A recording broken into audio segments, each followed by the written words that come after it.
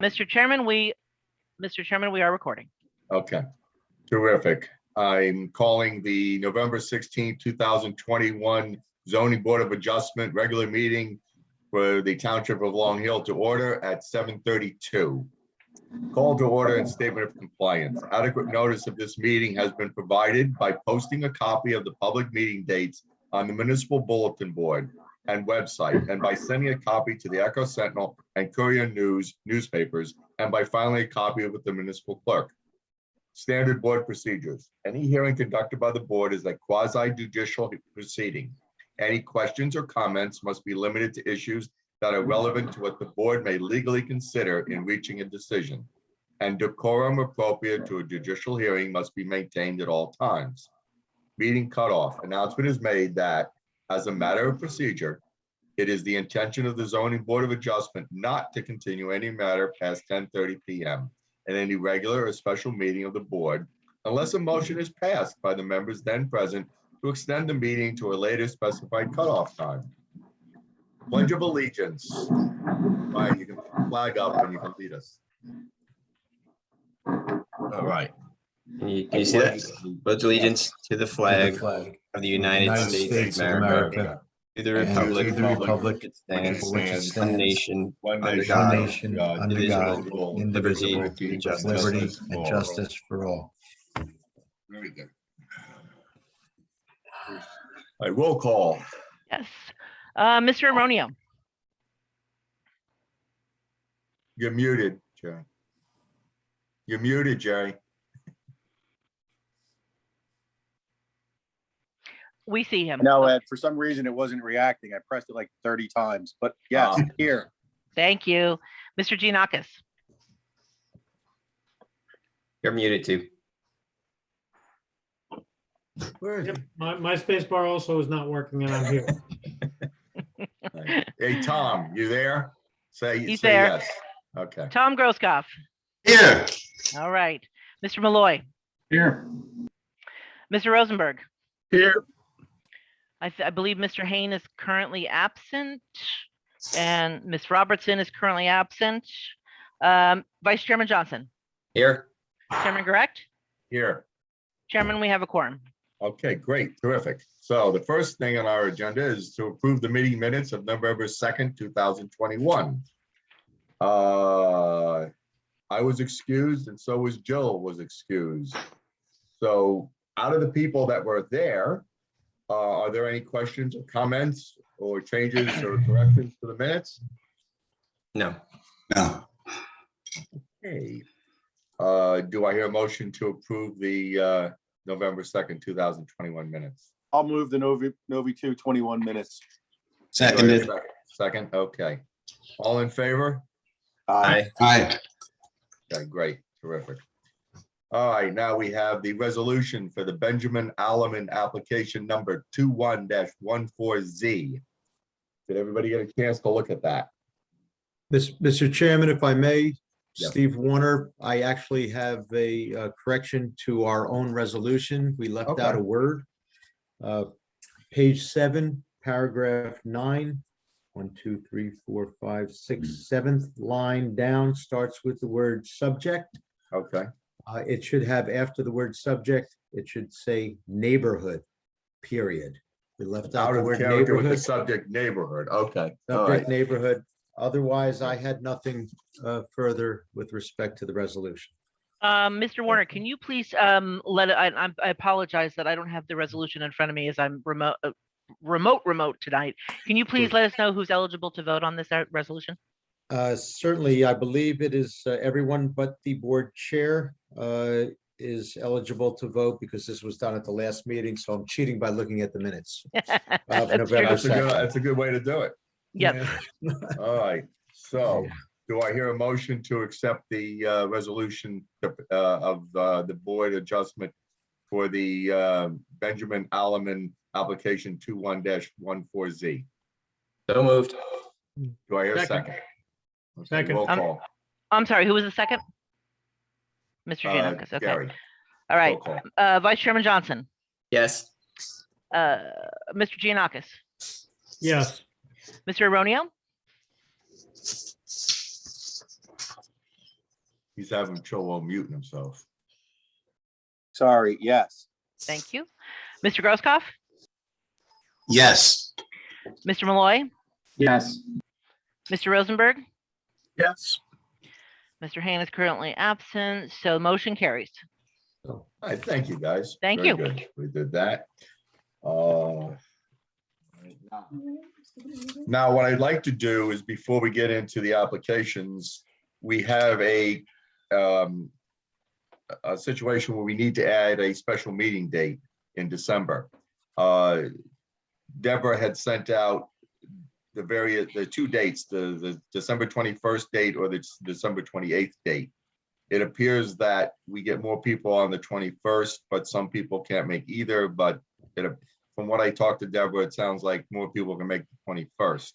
Right, so I had only one board member that was not able to make the 21st. All other board members were able to make the 21st. There were a few that preferred the 28th. However, we really need, if we're going to carry either of these, if we carry either of these two applications tonight, again, we would need 7 voting members. So unfortunately, I know that some of you preferred the 28th. However, we seem to have a better turnout on the 21st. Out of all the members present here, is the 21st okay with everybody?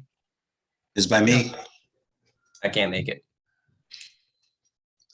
All right. Oh, Mr. Vice Chairman Johnson, I'm sorry. I had you down for the 21st. I thought you said, Okay. no, anyway, I've got it. Wait, I'm sorry. You said the 28th. I'm sorry, by the way. Yes, you're good. You said, so you can make it on the 21st, you could make it on the 28th.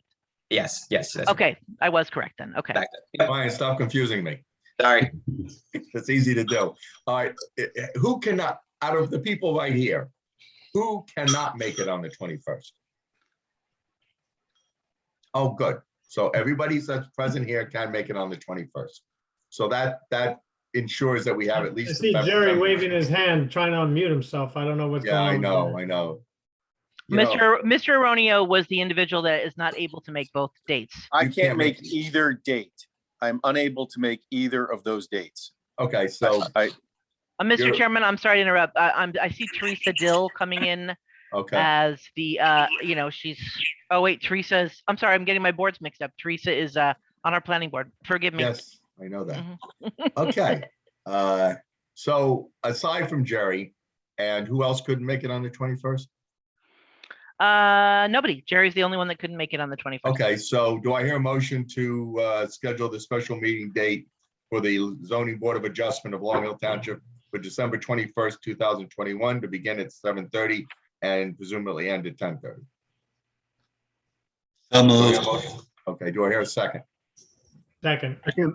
Okay, we need a roll call on that? No, we can do all in favor on that. Okay, all in favor? Aye. All right, good. Thank you. So we've got that date nailed down. Okay, so we have 2 applications tonight. What we plan on doing is we plan on allotting for the first one an hour and a half. Hopefully, maybe it won't go that long.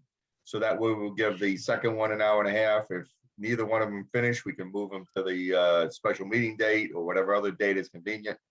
But hopefully by doing that, we'll give each one of them a fair share to finish in that time period. So the use variance that we have was carried from May 4th, 2021, May 18th, 2021, July 6th, 2021, September 7th, 2021, October 5th, 2021. It is block 11606, lots 17 and 18, known as 224-226 and 230 Main Avenue. Application number 21-03Z. The entity is 224230 Main Street LLC. The applicant proposes to merge the existing 2 lots and construct a 2-story residential apartment building consisting of 6 units on the ground floor and 5 units on the second floor.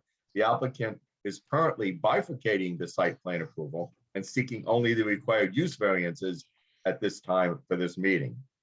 Is the applicant present and his attorney? You're muted. Fred, you're I'm the muted. applicant. Okay, let your attorney unmute himself. Go ahead. The applicant The applicant's attorney and professionals are all present this evening, Mr. Chairman. Terrific. Okay, and how many professionals you have tonight? We have 3 professionals and my client. Okay, and who are they? The planner, the engineer, and who else? We have Rocco Campanella, our architect, William Hollows, our engineer, and Beth McManus, our planner, and Tony Clintock is the client representative. We'll be speaking this evening. Terrific. All right, would you like to give us a little brief synopsis of what you're asking for and the reason behind your bifurcation and what, exactly why you're doing it? Okay, well, first I need to start with a clarification. Based upon the work session that we had a month or so ago, it was determined that it would be better not to bifurcate this application. We are therefore seeking both preliminary and, if the board is so willing, final site plan approval, including, of course, the use in bulk variances. And we did notice accordingly for all of that. Okay, all right. So I'm sorry, I apologize for that. It was written on my agenda like that. So, but thank you for clarifying that. Okay, so with that clarification, you are seeking both the site plan approval and the use variance at this time. That is correct. Terrific. Okay, well, why don't you go ahead and give us a little overview of what you're doing? Thank you. And for the record, Frederick Zelli, Bisogno, Leffler, and Zelli, Basking Ridge, on behalf of the applicant. As indicated, this is a preliminary and final site plan application, including use and bulk variances. The project itself is sited on lots 17 and 18 in your block 11606, which currently consists on lot 17 of a 6-room rooming house on the second floor, residential apartment on the first floor, and an empty retail space on the first floor, as well as a detached garage in the back. Lot 18 currently hosts a long vacant single-story commercial building, last used as a medical office, but it's my understanding that was quite a long time ago. Just for the record, the photographs that were submitted of the buildings to the board were taken by myself on January 26, 2021, and do accurately represent how the buildings looked at that time and essentially how they look to date. The applicant's proposing to raise all 3 existing buildings, to merge the 2 lots and construct what we believe is an attractive 3-story mixed-use building, which we believe will enhance the Main Avenue business district, and also provide much needed housing alternatives in close proximity to the train station. Proposed building would include the following: professional office space in the front portion of the first or ground level, 1 3-bedroom affordable housing apartment and 1 2-bedroom affordable housing apartment on the first level behind the office area and towards the back of the building. On the second floor, there would be 4 2-bedroom market apartments. And on the third, there would be 2 2-bedroom market apartments. So for a total of 8 residential apartments plus the office space. The proposed building does have 3 stories, but as you will see, it's designed to appear that it's only a 2.5-story building. It is located in your B15 Village Business Zone, which permits residential apartments, but not on the first floor. Under the zoning ordinances, the apartment has to be between 500 square feet and 1,000 square feet, and your permitted density is 5 units per acre.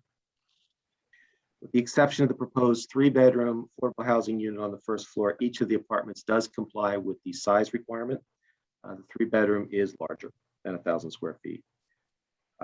2 of the apartments, as I said, though, are located on the first floor, which does require D1 use variance. Also, the density of 12.96 units per acre obviously is in excess of the 5 units allowed, so this requires a D5 use variance. Both variances needed. Overall height of the building as proposed, it's 35 feet, 11 inches from the lowest point, as your ordinance requires measurements to be taken. Candidly, we could design it, and our architect will explain this, to comply. But for aesthetic and architectural reasons, we believe it would be better to have the building in the size that it's shown. We also need a bulk variance for 3 stories. Again, 2.5 is what's permitted. And then finally, for the building itself being located in the flood hazard zone. Full transparency, we did not specifically notice the flood hazard zone variance, although we do have the quote unquote magic language in our notice indicating that should the board identify any further variances that we would seek them, and we are in fact seeking that variance as well. I've already indicated who our witnesses are. Unless the board has any questions for me, I would like to have I don't recall whether this board prefers to swear everyone in at one time, or if not, I would ask that Mr. Clintock alone be sworn in. Why, I have a yeah, why don't question. we just swear in, Mr. Clintock? Go ahead. I thought he said if we had any questions, we could ask that before. we Oh, get- I'm sorry. All right. Yes, go ahead and ask any questions you want. Okay. Did I hear you say that the property is in a flood zone? It is partially in a flood hazard zone. Mr. Hollows, our engineer, will explain that in more detail. Okay. Did I also hear you say that there was a proposed affordable housing unit on the ground floor? There are in fact two, a 2-bedroom and a 3-bedroom, both located on the first floor. Does anybody else besides, or maybe I should be asking you the question, but I've seen applications come forward for a redevelopment zone in town where affordable housing was going to be proposed, but there was a flood zone and the DEP does not allow that, I believe. I'll I let concur Mr. with Gary. All right, Tom, All right. one at a time. Go ahead. I'm sorry. I'll let Frank, Mr. Hollows address that during his testimony, and he will. Okay. Okay. Mr. Chairman, before we proceed, if I may, just Yes. address a predicate issue or two Yes. quickly. Thank you. I did want to let, because Mr. Zelli mentioned the notice, I did want to let the record reflect that I did review the content of the notice, found it to be sufficient, found it to be timely served, November 4th, certified mail, November 5th, published, both at least 10 days prior to this evening. As Mr. Zelli stated, that is accurate. Our TRC, the professionals did recommend that rather than proceed in a bifurcated fashion, that the applicant proceed with a unitary, as we call it, application. In other words, preliminary and final site plan approval together with the D variance relief and the bulk variance relief, as we found that it would be, the site plan issues would be integral and interrelated to the variance relief sought. And the applicant proceeded accordingly and noticed accordingly. So therefore, the content of the notice is sufficient, in my opinion. And if I may, I would swear in, as I always do, our board professionals, along with Yes. either all the applicants, witnesses, or one at a time, whatever you prefer, Mr. Why don't Chairman. we do them one at a time as they come up, so we don't get confused? Okay, well, Go if ahead, Ms. swear Laney, in our board planner and our engineer. certainly, Mr. Keller and Ms. Laney, do you swear to God or affirm that the testimony you're about to give is the truth, the whole truth, and nothing but the truth? I do. Yes, I do. Thank you both. Okay, so who's your first witness, Fred? Tony Clintock, the client representative. Go ahead, swear him in. Yep, please raise your right hand, Mr. Clintock. Do you swear to God or affirm that the testimony you're about to give is the truth, the whole truth, and nothing but the truth? I do. Thank you. Back to the chair. All right, you don't have to have your little yellow hand there up, Tony. Oh, I'm sorry. I'm trying That's to. okay. Go ahead, Fred, you can start answering whatever questions you want. or list Good evening, whatever Mr. questions. Clintock. Can you Good hear me? evening, Fred. Okay, I can. Yes, sorry. no problem. What is your relationship to the applicant? I am the managing member of 224-230 Main Street. And just for the record, you did not name the LLC and you do understand its main avenue, is that correct? I do understand that, yes. When did you purchase the property? July of 2019. And would you describe for the board the buildings that are located on these two lots presently?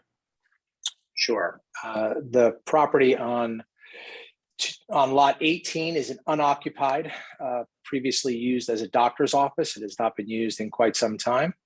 The other property has a multifamily dwelling with a commercial space in the front, which is unoccupied, a 1-bedroom apartment in the back, which is occupied with a tenant, and an upstairs, which is a rooming house that consists of 6 rooms, bathroom and kitchen that is occupied by individual tenants. And is there also a detached garage on the lot 17? And a detached garage, correct. How would you describe the condition of these 3 buildings? Not good. Unfavorable. And I, of course, will have Mr. Campanella and Mr. Collins give the technical details of what's being proposed. But in your own words, would you describe what you're proposing? Yeah, sure. So we're proposing a beautiful brand new 1 building that will comprise of several apartments as you laid out, as well as professional space in the front, that will be used potentially as shared office space. As the world has evolved in the last 2 years, we've seen a migration towards work from home. So we think there's an opportunity to do some shared professional space with proximity to the train station. I think both the professional space along with the residential space will be incredibly attractive to potential tenants, both on the professional side and on the rental side. And for the record, you are not proposing medical professional office use, though, is that correct? No, not medical, professional. And do you intend, at least for the foreseeable future, to be owning this property yourself and managing it? My intention is to 100% own and manage the property, yes. And of course, by you, I mean the LLC, the applicant. Me, the LLC, correct. Mr. Chair, I really have nothing further for Mr. Clintock at this time. We just wanted to have him give an overview and introduce himself to the board. Okay. Any board members have questions for Mr. Clintock? I have a question for him. Yes, go ahead, Jerry. Sure. I have actually a couple of questions. The first question is, are you familiar with Murray Hill in New Providence? That business development that was over there for maybe 25 or 30 years? I am not. And okay, it was like a small unit business development for like professional space. And it was there for maybe 30 years. And then it was, because of lack of demand, it was converted into residential use. So if you are proposing, like, I guess, like you said, professional use on the ground floor, and if you fail to, I guess, meet the occupancy rate that you need, what would you do with that? Would that then become residential housing, or what would go on there?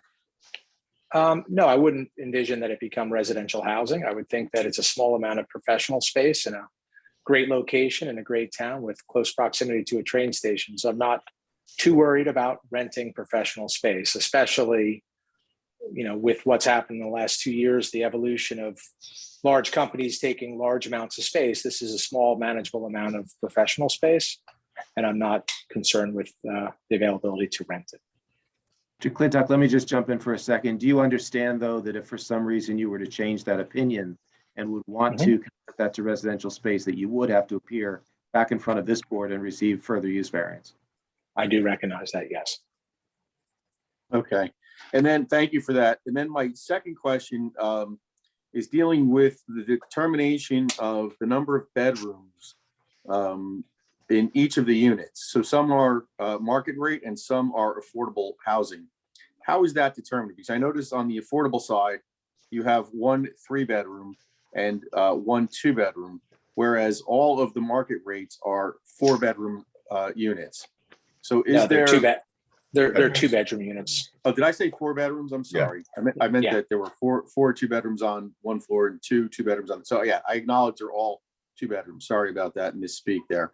But how is it determined? Is there no demand for 3 bedrooms on the market rate side, because you're having, I think, a total of 6 market rate apartments, and none of them are 3 bedrooms, yet you only have 2 on the affordable side, and one's a 3-bedroom and one's a 2-bedroom.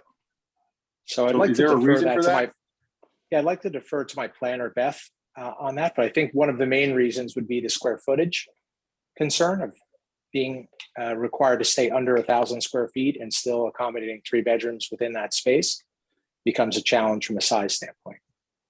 But I'll defer to Beth if that's possible.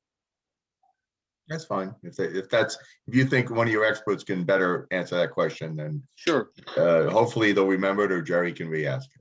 Ms. McManus is going to be addressing that issue. Absolutely. Okay. Any more questions for Mr. Clintock? Yeah. That's Brian. Go ahead. Just a couple questions. Will this be your primary residence when it's complete? Primary residence for me? No, it will not. Where do you currently reside? I live in Warren Township. I have lived in Warren for 21 years, and I grew up in Warren. I was a Watchung Hills graduate. I've got 2 kids in high school and one that has recently graduated a few years back. So I'm a lifetime resident in Somerset County and in the community. Thank you. Let the record show Jill joined us. Did you see that, Deb? Thank you. Thank you. And thank you very much. So I have a question also for the applicant. Go ahead. With regards to the ground floor, you were talking about it being kind of primarily or singularly focused on it being office rental and not necessarily residential. Would retail be a possibility there? Because I know that there seems to be, not a lot of storefronts. And you're talking about you're not being concerned about renting out office space because of the proximity to the train station, I guess, was one of the reasons you cited. But I work as a realtor, and I'm aware of several office spaces on Central Avenue, Main Avenue, that have been on the market for more than 200 days. Some priced as low as $650, some priced as high as $4,000. I didn't catch what the market rate for your office space might be, but I would just maybe be a little bit concerned if it were me, because some of these other spaces look pretty nice and they're on the market for over 200 days. Right. So I'll again let the planner comment on that, but I would say that today, retail space versus professional space, I think there's less demand for retail. There are a lot of open retail spaces in all strip malls and all centers of towns across the United States as the retail business has significantly changed versus professional space, smaller professional space. I too am in the real estate mortgage business. I run a very large mortgage company's retail sales organization. And I know that companies like ours are looking for smaller spaces where we can accommodate less space for more employees and use it in a hoteling type environment to drive our real estate costs down. Having proximity to places like New York City via train make it incredibly attractive for companies that had employees that are displaced from places like New York City. So I feel that's a much stronger usage than using a retail space. Okay. Any additional questions for Mr. Clintock? Okay. Are there any members of the public that have questions for Mr. Clintock? Yes, let's start with, I believe, Mr. Chuck Arenowitz. Mr. Arenowitz? Yes, Mr. Clintock, I believe your attorney said that the property is in a floodplain. Is that correct? Bill, Good question for our engineer. I'd like our engineer to answer that. Yeah, you may want to save that for the engineer. So is it or is it not in a floodplain? Again, I prefer Mr. Hollis to address it because I don't think it's quite that simple. But either way, he will address it. How simple is a question, yes or no? I don't wish to argue. Chuck, it may not be appropriate for this witness. If you ask that question to the architect or engineer, you'll probably get a better answer. Well, did they testify that it was in a floodplain or not? No, nobody's testified. The attorney does not They testify. opened up comments and said it was in a floodplain. But excuse me, 1 second.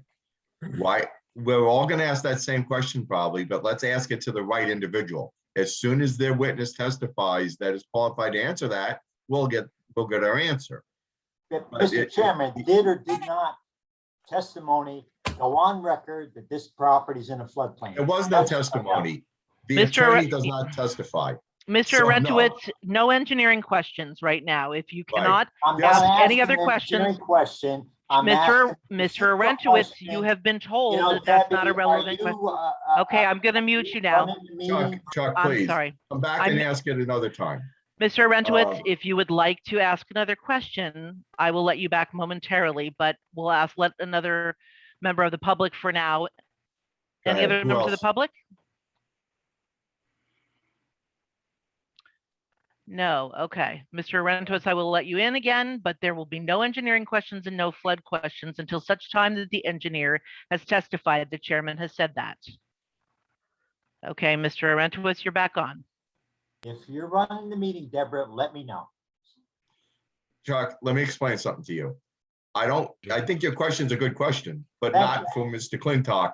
And there's been, let me correct you. There's been no testimony. Attorneys don't testify. They Well, just, who there's, said the property's in a floodplain?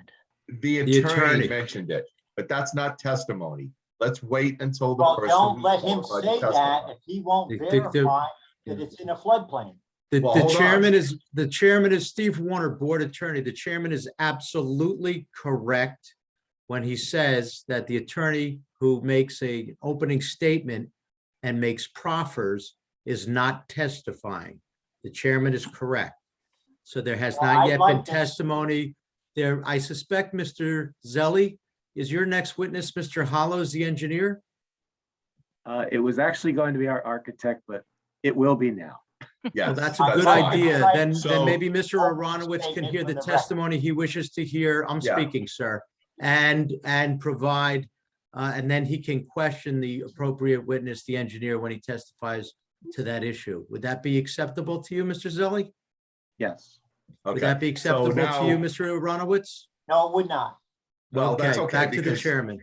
Even if it's not acceptable, I'm gonna let you answer, I'm gonna let you ask that question to Mr. Hollows, because he will be the one to answer your question.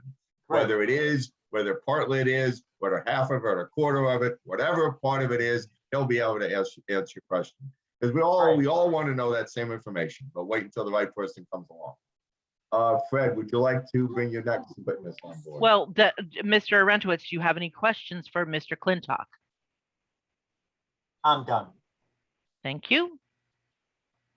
Fred, No other next public- witness.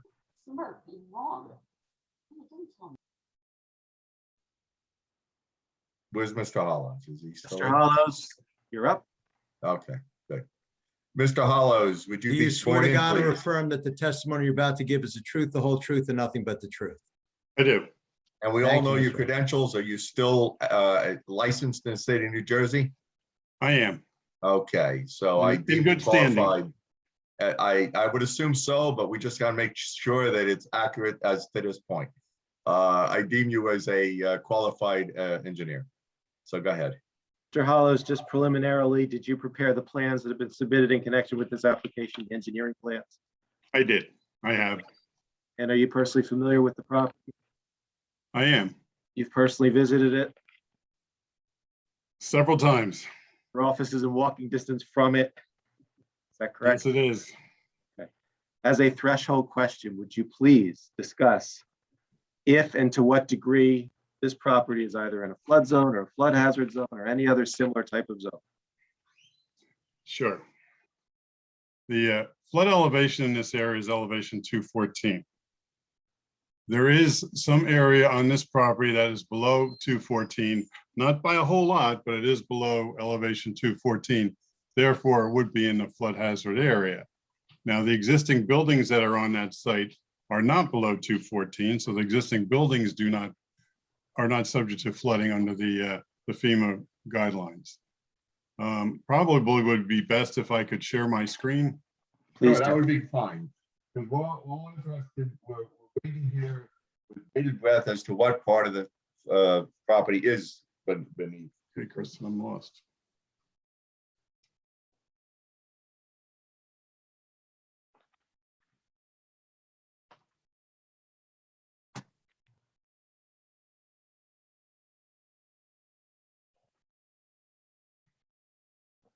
Okay.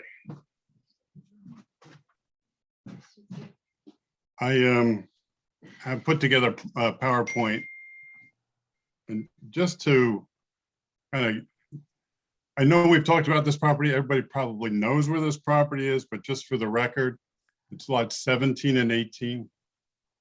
And it is on the west side of Main Avenue between Railroad Avenue and Somerset Street. It is right across the street from the Sterling Hotel. On the other side of the tracks is a Sterling train station. And if I go to sheet 2, which is really the existing conditions, and this has topography, it shows, here's our subject prop, here's the lot 17 that has the boarding house and the one apartment and the space in the front. And behind that's a frame garage.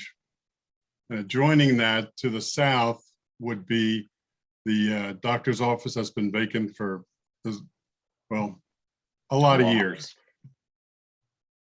Now, elevation 214 kind of goes through this area, I'd say the southwest portion of the property. It does not get to any of the buildings as far as flooding. My experience is that the flood waters come up, and it's really backwater from the river. It comes up not quite to the subject property. I've never seen it get to the Sterling Hotel. And my office is right across the tracks on the west side of Central Avenue. This is really a color rendering. We'll mark that as Exhibit A1 since it's a colored rendering. Right. It's the same drawing. It's sheet 2, but we've colorized it just so people can get an idea, and I can go over again. We've got the boarding house, apartment, office, retail building, the frame garage behind it. We've got the former one-story building, well, it's the existing one-story building, former doctor's office. And between those two buildings is a gravel driveway and a gravel parking lot where the tenants park. And there's some scattered trees on the property. This is probably, and this is nothing for my client who bought this property the way it is today, but it's probably one of the 2 most unattractive properties on Main Avenue in Sterling. And again, the floodplain is back in this, or the potential flood area. Again, it's not, we're talking about elevation 214, and we're in the area of 213.8, 213.5. So, at the most would get potentially 6 inches of water, and it's actually backwater from the river. And that area would be where the parking lot is proposed, right? That's correct. And there are certain DEP regulations, and I'll try to go through those as I go along. This is the proposed building that we're speaking of. Would have an entrance on the front. More or less the front half would be the office area. The back half, so to speak, would be the apartments. And then there's a aisle that goes between through the property, through the building.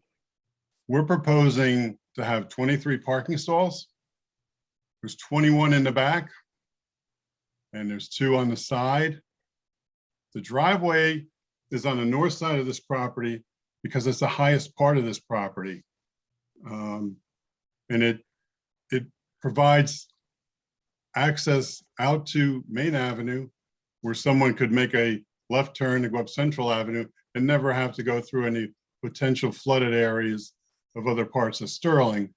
And I think, Mr. Giannakis, you had brought up some applications where the problem was that you could build the building, but you couldn't get a safe means of egress from the property where it didn't go through a flood area of Sterling. I think the difference with this project is that we will be making a left-hand turn and going up the hill to Long Hill Road, and there is no flood areas above, or actually from this driveway or above. Hollows, just for the record, this is your sheet 3 that you're looking at now. This is correct. This is sheet 3. And it's what I call the layout plan. The parking stalls are 9 by 18. We've got a proposed handicap space or ADA compliant space with an ADA ramp to the building. The building would sit up at elevation 217. So it's 3 feet above the 214 FEMA flood 100-year flood elevation. So the building would have no potential of flooding. And the parking lot, we'll get into that, but since I brought it up, the parking lot has been designed so it's at 214 or above. So the cars wouldn't be in any flood area. Mr. Hollows, let me ask you then, if the entire building is outside of the flood hazard area, does that mean, in your opinion, under the ordinance, we don't need that? We do not need that variance? So I believe it references buildings in particular, does it not? Yes, it does. And I'll probably, when I get through this slide, I can probably give you a little bit more information. This is the grading plan. that I'd spoke of. The building would be at elevation 217, which is 3 feet above the 214 FEMA 100-year flood elevation. The New Jersey flood design flood is 215.7. So we're actually a foot and 4 inches basically above what FEMA or what New Jersey flood hazard design elevation is, as far as DEP goes. So we're in, definitely this building's in a safe spot. Our driveway comes out at 215 plus elevation. Again, we make the left turn, go up Main Avenue, across the tracks to Central Avenue, and means of exiting this property without going through any flood areas. And I had spoken before that we have designed this parking lot so that it's 214 or above. We have an increase of 9,000 square feet plus or just a little over 9,000 square feet of new impervious coverage. And we are proposing a stormwater management system here under the parking lot at the higher side to contain that 9,000 square feet and then slowly discharge it out through the stormwater system that goes down to the south of this property. Mr. Hollows, other than the flood hazard areas, are there any other critical areas of any kind on this property? No, there's no steep slopes. It's really just that portion of floodplain again, and that's back in this area. We would be filling that area. In order to compensate for fill, this building would be built on a crawl space. It would have flood vents on the southerly side and the westerly and easterly sides, just towards the south of this building. It compensates for the fill that we need to put in this area to make that parking lot 214.0. So and I'll show you a drawing later on, we have zero net fill, which is a requirement from New Jersey DEP. And I would like to say that we would have to go to New Jersey DEP for a permit for this project to go forward, but it's always what comes first. In this case, we felt that the use variance and the site plan approval from the Long Hill Township would be the better way to go than to go to DEP first when we don't really know whether we have a project until the board hopefully approves this project. And just for the record, that's an individual NJDEP permit, not a general permit, correct? That's correct. Do we need any general permits as well, or just that individual permit? I believe that's the only one that we need. And moving on, and this is a landscaping plan that we proposed. And this is a rendering of that same landscaping plan. I think it helps you to see really what's Let's mark that as transpiring A2. We'll mark that as A2. We could do that. I think it might have been submitted, but I have no objection to marking. I didn't see a color version. Okay. No, I think this is something that we put together generally before the meetings, but I will drop copies off at Deborah's office. Thank you. And again, here we have the building. We've got the driveway, the 21 parking stalls here, parking stalls along the drive. And this property, again, has suffered from deferred maintenance for as long as I can remember. I mean, Murphy and Hollows Associates has been in Long Hill Township for 37 years. And I've been to this property. In fact, I found a survey today that when I worked for Ed and Bob Yannico, and I had drawn a survey of this property many years ago when I was first working in this field. But I had met with Dr. Chattery probably when we were in the office when we first got in the office at Central Avenue, and he wanted to do something with the property at that point and could not get the financing. So nothing ever transpired, but there really isn't anything to save on this property as far as the buildings, the vegetation. It's really, you got to start from a blank sheet and start over because there's nothing that's been maintained. I mean, you may see some green blobs on my existing conditions drawing, but those aren't trees that are in really good condition. So we're really looking to start. We would be putting foundation plantings around the building some foundation plantings on the front, some foundation plantings on the rear, on the side. Again, this side, we would have the flow-through vents, more or less, so we would tend to have this more open. You know, I'm thinking of probably having some river cobble or something like that in that area, because that's going to be right about at elevation 214. And then we have a mixture of some ornamental trees and some lower shrubbery. And then back here, along the parking lot area, we have green giant arborvitae. And then across the back, again, it's a combination of some ornamental trees and some shrubs. There's a lot of hollies in there and different things like that. Again, we have some evergreens. And then we have the dumpster with landscaping around it. And then some landscaping to the rear of this garage, which really, it's there for aesthetics of the parking lot. Now, Mr. Keller had made some suggestions on different types of species, and we would certainly look into that and see what we can do to accommodate his comments as far as the species of the shrubs and the ornamental trees.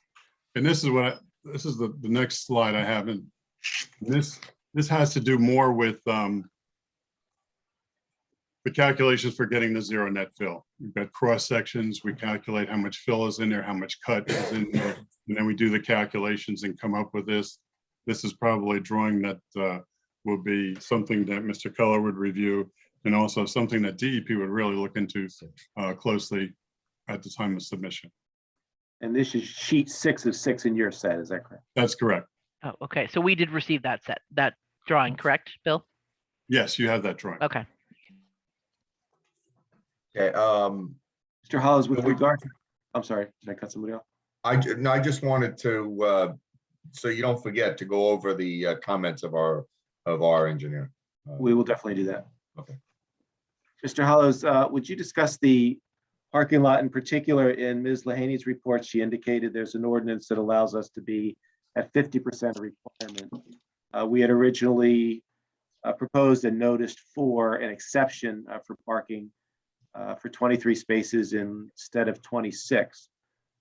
First, do you concur with Ms. Lahaney that we qualify for that 50% exception?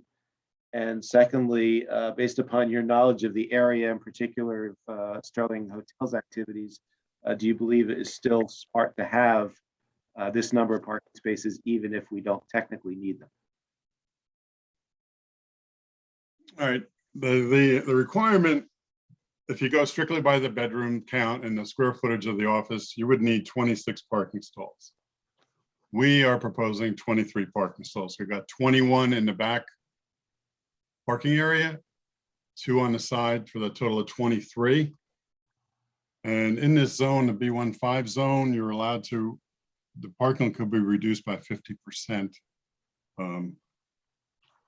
And that would get us down to 13 parking stalls. Knowing the parking situation on Main Avenue at times, I think that probably what we've got proposed here is a nice sized parking lot for the use that we have here. If we were to reduce it, anything, I would probably reduce it by taking these 2 parking stalls out in the driveway and then just having the 21 parking stalls in the rear. Is that? Well, I think you're probably better off keeping parking because we have a minimum of parking on Main Avenue. Most buildings don't even have off-site parking, so you know, you probably don't want to take up street parking. Okay. Any other issues with our planning report that you want to deal with? No. Okay. Let's go to the engineering report. Let's go to the engineering report, exactly. Mr. Hollis, you've had occasion to review Mr. Keller's November 14th report. I've reviewed it, and embarrassed to say that my wires were crossed because I thought in that meeting that we had that we were really concentrating on the zero net fill and the volume of the stormwater management. But I need to put a little bit more detail into the into the drawings as far as a lighting plan, which I foresee something more, the small shoebox type lights, the LED type lights will probably have 4 in the back parking lot, maybe 1 on the side with house side cutoffs. What kind of lighting would be in the parking lot? It'd be the new LED type lights are very, we used to call them the shoebox type lights because there was a box on top of a pole, but now they're very narrow and they're the LED. They don't take up near as much room or as much electricity. And, they'd be on probably a 12-foot pole and probably have 2 across the back, maybe only 1 next to the building and then another one for the driveway. But I actually sent that out to the lighting consultant that we work with to work on getting that plan together. So these lights would not be intruding onto other people's boundaries then? No, what's nice about the newer LED lights is you can control them a lot better than you could the older ones.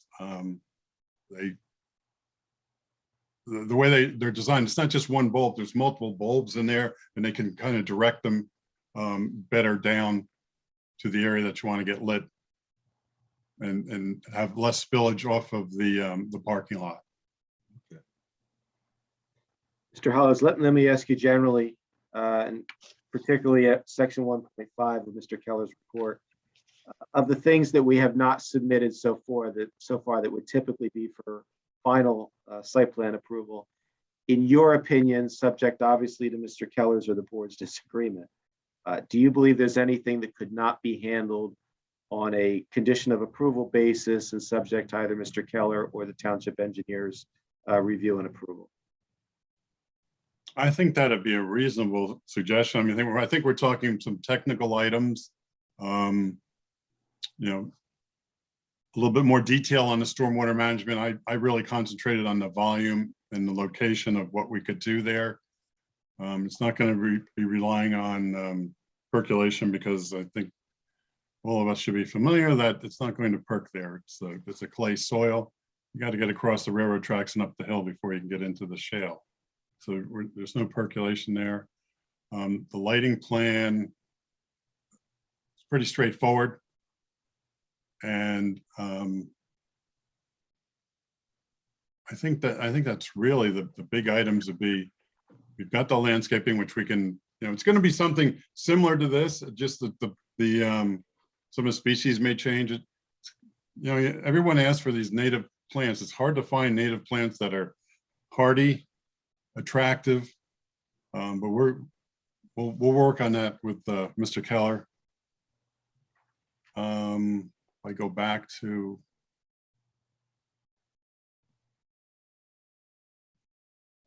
I think I'm in a position where we could work these out with the engineer, with the planner, if the board were to accept that. And of course, we could always return to the board if there were an issue that could not be resolved. Right? That's true. Is there anything else in Mr. Keller's report, either with which you disagree or which you believe should be commented on further?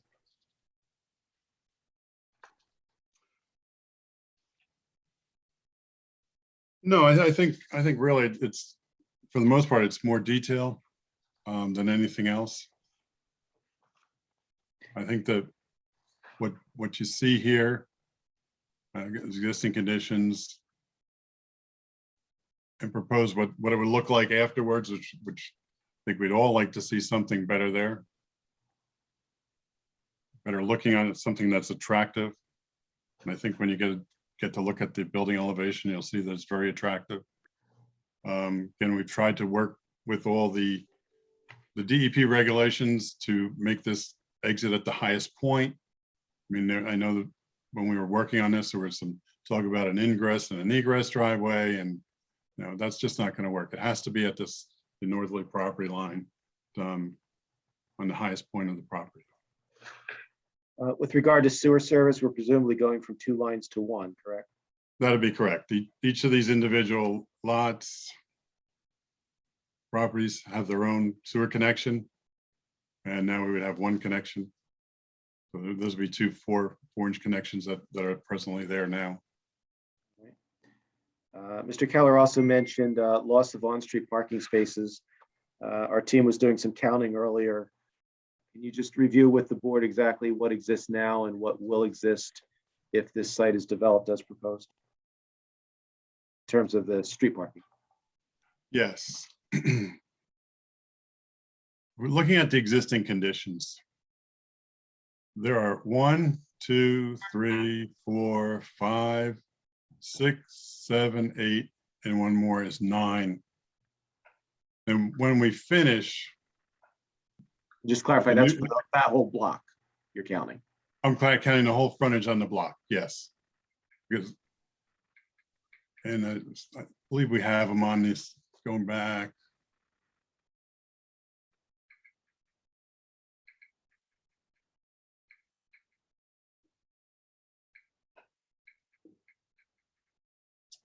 We don't have, sorry about that. We don't have all of them, but with the new driveway, which is a little bit wider than what's the existing driveway, instead of 9 across the front, there'd be 7 in total.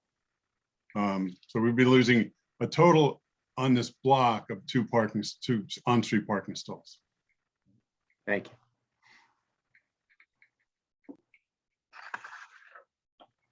You've already discussed the proposed changes in specific species of plants, and that's something you could coordinate with Mr. Keller on, correct? Yes, that's correct. Mr. Chairman, I have no further questions for Mr. Hollows at this time. Okay. Well, before we go to board members, Rich, do you have any questions of this engineer, of this witness? No, I don't. Just a little preface. We did have a TRC meeting with the applicant's engineer and planner attorney a few weeks ago, and that's when Liz, myself, and Deb Kuntz recommended that they needed more detail for the board to understand the nature of the use variance. The variance is requested where they had a bifurcated application. And it was a short while ago, and there was not a lot of time allotted for Mr. Hollows to do a complete plan, and the application wasn't completely modified. And that's why I went through the first 2 pages of my report, just to give the board a little understanding of if they were looking at the checklists and they saw the bifurcation and then the notice or the original application description and how we got to where we're at. I think Mr. Hollows did focus on demonstrating that the project as designed is permittable by the DEP. I think they're going to ask for some additional sections, and I think they're going to they'll certainly put the calculations to the ringer. I don't really need to do so because I know the reviewer down at the DEP is much more stringent than I'll ever be, and Mr. Hollows has to get through them.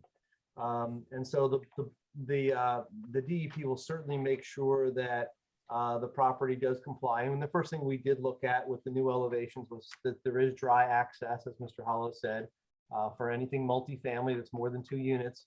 You have to have dry access and egress to the site. And this property is on the cusp of the flooding area in Main Avenue, and certainly has high and dry access. So to us, it was permittable by the DEP. I think there was enough information for us to see how the system that they can collect the stormwater. It wasn't clear that it was an under drain system. It looked like it probably was. We just needed some clarification. Mr. Hollows has already indicated that that's the kind of system they'll do. I think they provided a landscape plan to show the general intent of the landscaping, which I think is important for the board to understand how this will fit into the neighborhood. I think it's less important that the board understands the details of the drainage, which is certainly something, if the board saw fit to approve this as a condition of approval, either our office or the township engineer would certainly put through make sure Mr. Hollows provided all those line calculations to make sure everything works. I think it's fairly easily engineerable. There just wasn't enough detail for us to comment on it. I think Mr. Hollows is correct. A lighting plan, again, if the board was willing to consider preliminary and final, and the applicant was willing to submit to either our office or the township engineer's office, making sure they meet the complete standards of for a lighting plan as outlined in your ordinance, then we have no problem with it. I think the board can feel some level of protection, but that's really up to the board. If the board wanted to see a landscape plan, I serve at your request. That's really a decision for you to make, but I think it's easily done, and you're somewhat protected by the fact that we're right next to a multifamily residential zone to the rear. And as Mr. Hollow said, lighting has gotten a lot more advanced these days, much easier to get zero cutoff at the property lines, and that's the standard by which either our office or the township engineer would hold them to. I think that one thing I wanted to be sure of is that Mr. Hollow's plan does show an front offset 11 feet to the building. But the building has a slightly configuration on the architecture in that bump that comes out to the 11 feet is not actually part of the covered roof. So I wanted to make sure that we get a distance to the main part of the building, and that would be written into if the board were to approve this, that would be the setback for the main building, so that when I don't think there's any nefarious intent, but when they take off that bump in the building, I don't want to see the whole building move forward 4 feet towards the street. So as long as the main body of the building stays where it is, I think that 11 foot front yard offset is going to go something closer to 14, 15, something like that. Either that or the architecture needs to be updated, because I don't think the covered portion of the building comes that far proud of the shallow porch. So that was really my only, the only thing that wasn't addressed in my letter. I think everything else, certainly, they've indicated that they'll work with us or the township engineer on a few species. I think it's a comprehensive plan. I think there could be some additional plantings in front of the handicap ramps in the back. I think that some of the species are a little large or low hanging for some of the spaces. So as long as Mr. Hollows is willing to work with our office on those areas, I have no questions for the applicant's engineer. Okay, so the long and the short of it, you believe that anything that currently is left out of the plans could adequately be handled between the experts, and the board would feel comfortable leaving in their hands. As long as they're, we take this, especially lighting, pretty seriously. So as long as they're willing to make sure that they meet, they work with us on our suggestions, and if they can't meet the, and your standards are pretty stringent too. So we'd certainly hold them to the standards. I would have no problem with that. Okay, thank you. Liz, do you have any questions of? I do. Thank you, Mr. Chairman. I just have a couple of clarifying questions. So Mr. Hollows, with regard to the portion, is a portion of, or the southwest portion of the parking area in the flood hazard area? It would be. It would, it would require fill, but what we're doing is we're displacing some area under the building where we'd have flood vents to for water to go in and come out. Well, my only clarification, the reason for my clarification is that it would require a variance first back from a critical area, which I believe is called out in Mr. Keller's letter, but that's section 142.1A, that you can't have a parking area in a critical area. So I just wanted to get that on the record. And then my other is actually just an overarching question, and I wasn't clear, and I put this in my letter. Are the lots proposed to be merged, or are they going to remain as two separate lots? No, they would be merged. They'd be merged. Okay. All right. Thank you, Mr. Chairman. Those are the only questions I have right now. I just have one clarifying question. Go ahead. Mr. Hollows, just really for the board's clarification. Those parking spaces that are going to be in the flood zone, will they, when they're finished, will they be below the design flood elevation, or will they be above it? They would be below the New Jersey design flood elevation, but they would be at the FEMA flood elevation of 214, which my experience is pretty close to where I see the flood water is getting to. But that is permitted by DEP, and the DEP would most likely, or would possibly require, if the DEP, I believe the DEP is going to require to put signage back there that indicates the parking lot may flood during extreme rain events. But that would be a DEP requirement. I'm sure you wouldn't have any problem with that. No, I don't think there'd be any problem with that. I have nothing else, Mr. Chairman. I thank you. Board members, any questions for Mr. Hollows? Yes, Jerry. Sorry, it takes a while to unmute. I don't know why, but it does.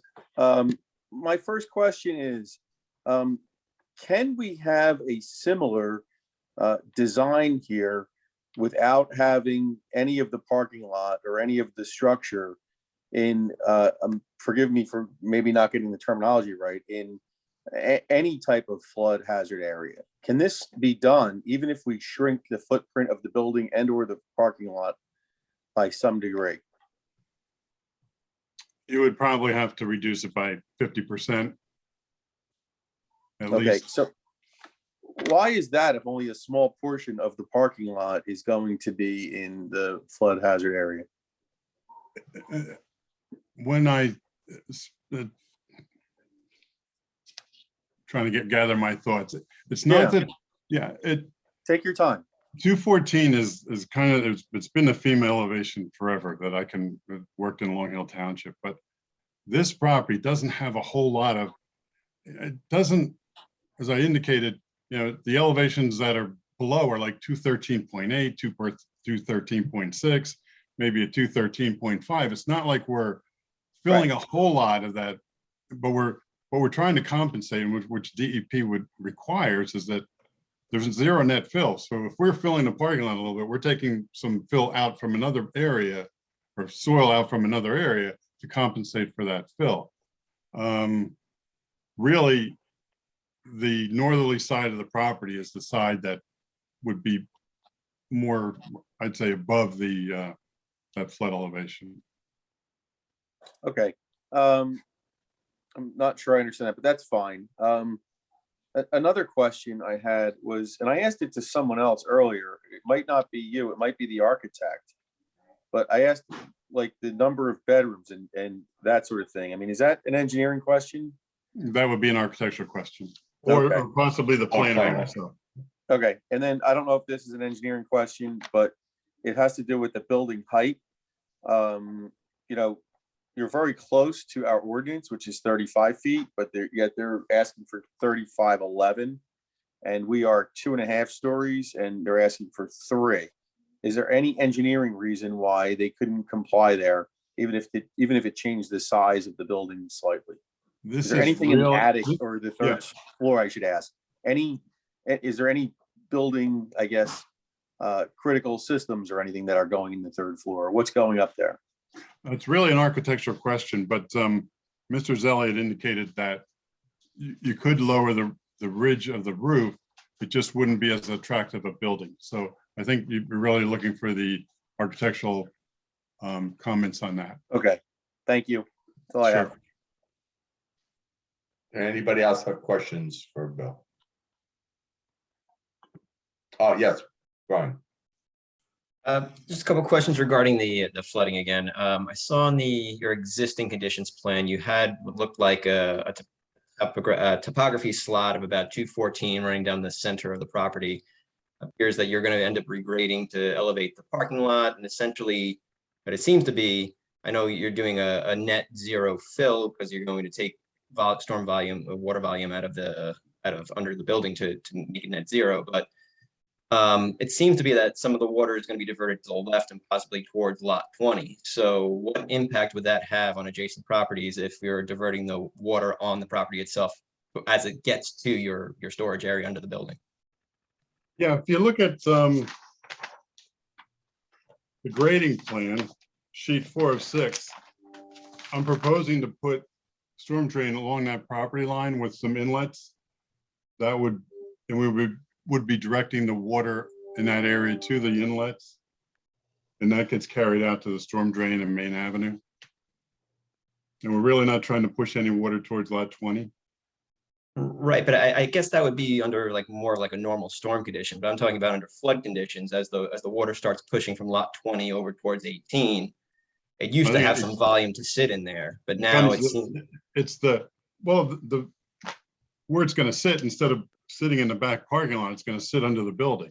But what I'm saying is the existing topography, if I'm looking at your drawing correctly, there was a slot of 214 going down the middle of your property. So there was a way for the water to meander on the property, which is now gone. And I think the path of that water is going to be at the lower elevation, which is more towards lot 20. So I'm asking, under those conditions, what impact is that going to have on lot 20 in addition to your property? Again, I really don't see that it's going to have an impact on lot 20 because the water would head that way and then would go down towards the building and go into the flood vents. But the flood vents, I understand under storm conditions, the flood vent pipes are working, but I'm talking about under flood conditions, those pipes are already inundated, right? So where you had Oh, volume no. inside the flood I elevation think for that water to go. Yeah, Can I'm I not finish, talking. please? Can I finish, please? Yeah, sure. Where you had volume before that was outside the flood elevation, you're now proposing that you can redirect it into pipes that are within the flood elevation to take it to your storage area under your building, correct? No, that's not correct. The pipes don't take the water to the storage area.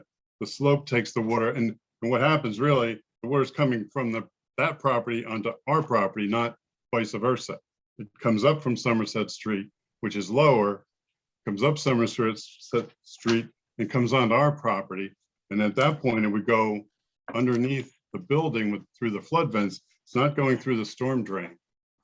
And what provisions are you making to clear your crawl space of water after it becomes inundated? Well, there's always, you put a slight, the flood vents go both ways, but there's a slight slope in the floor, in the crawl space, to be a concrete floor in there. And there's a slight slope to that would go out towards the flood vents.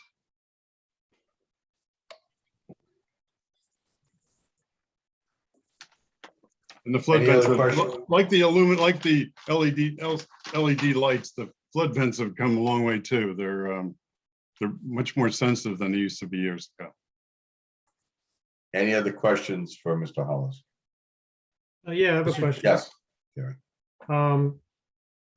Could you talk about the calculations of the current impervious coverage on the property and what it changes to? It's about a 9,000 square foot increase. So the property itself, I heard you say that the water comes up from Somerset Street, but wouldn't water also be coming from its own property now that more of it's covered? That's why we've got the storm management system on the high side where the water from the roof and part of the parking lot would go into that storm drain, that system, and would be routed out at a much slower rate. So you think that system is only taking storm water, not flood water?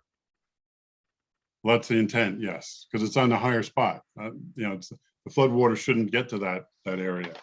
But I think you also said flood water from neighboring properties in Somerset Street come onto the property. So that it's going to get that water from Somerset Street as well as the new storm water that's going to not be going into the ground. I'm not following you, Mr. Giannakis. Oh, I'm sorry. It sounded That's like all right. we have the stormwater is catching the stormwater from the new impervious coverage that you've got on the property, right? Right. Stormwater detention system. But the stormwater detention system is not designed to take the flood water that comes from Somerset Street. No, That's it's at a much higher elevation. right. That's handled underneath the building. I'm just trying to make sure that the There's two, one's apples and one's oranges. The one under the building takes flood water. okay. The one that's in the driveway would take stormwater from the roof of the building and from the parking lot, equal to that 9,000 square feet increase in impervious coverage, and it discharges it at a slower rate into the storm drainage system. And if it can't discharge, it's just going to sit there until it can discharge. Because what happens, the storm drainage system in the street of Main Avenue down further is filled with water until the stream that's it goes by the pizza place and where Mark's Auto used to be, until that goes down, the storm drainage can't handle it. It's a whole big system. It's just like you can see it at the intersection of Valley Road and Main Avenue. The water doesn't go down the storm drains, it fills up from the curb lines. Right. Okay, I just wanted to understand the two different Yeah. systems. Yeah, no, they're just two different things. Thank you. Any other questions for Mr. Hollows? Mr. Chairman, if no board members do, I can ask, may I ask a couple of quick? Sure, questions? sure. Thank you, Mr. Chairman. Mr. Hollows, just to confirm in Mr. Keller's November 14th memo, you're stipulating as conditions of approval and you're requesting waivers, checklist item waivers for all the items in 1.5. Is that correct? Page 3, 1.5. No, we would actually be doing those items. Right, but if they're, Mr. Keller, if I may, Mr. Chairman, Mr. Keller, the board, by proceeding, the board is accepting them as checklist item waivers and requiring them as conditions of approval if there's a grant, correct, Mr. Keller? That is correct. Thank you, Mr. Keller. Right.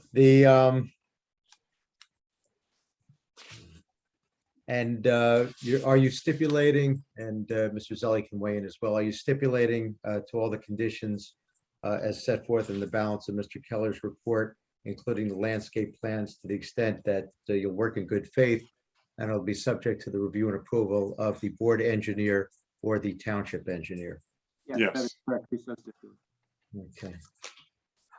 Thank you. And on the planner's report, Ms. Laney's report, November 12, just wanted to confirm that you'll be stipulating as a condition of approval. Again, this is all if there is an approval to item number 5 on page 6, that you'll be correcting the zoning table with respect to the ground floor area. That's correct. Thank you. And I take it your planner, Ms. McManus, will be addressing, among other things, the UHAC requirements with respect to affordable housing to the extent they might be applicable, Mr. Zelli? He absolutely will be addressing those issues. Okay, we'll hold off on that for now. Thank you, Mr. Chairman. Thank you for that clarification. Now, seeing no further questions from our experts or the board members, I will now open it to members of the public to question Mr. Hollows on what he just testified to. Yes, Mr. Arentowitz. Now's your time to ask. Thank you, Mr. Chairman. Mr. Hollows, hit a storm Ida a few weeks back. What were the conditions on this site with floodwater and stormwater during this storm? I don't believe it actually got to this property. If it did, it would have been just in the back corner. Was Main Avenue flooded at that point? Yes. How And far up, based on the parking spaces that you're going from 9 to 7, how far up did the water come on those parking spaces? probably to the limit of lot 20, which would be about our property line. Okay. The 21 parking spaces on the back of the property, you're going to fill that. Those are where the floodplain is. How much fill are you putting there in terms of depth? Oh.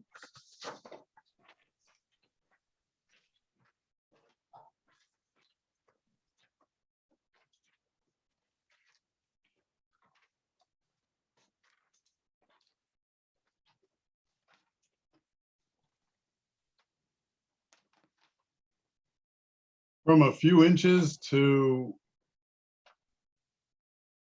maybe closer to a foot at one spot. Well, it's at 213. And the floodplain's at 214. It's a foot, isn't it? Well, I call it standing water, but that's just my opinion. Oh, 213 to 214 is a foot, is it not? No, it's 213.8. So it's 2 3/8 inches. Okay, considering lots, we talked about lot 20.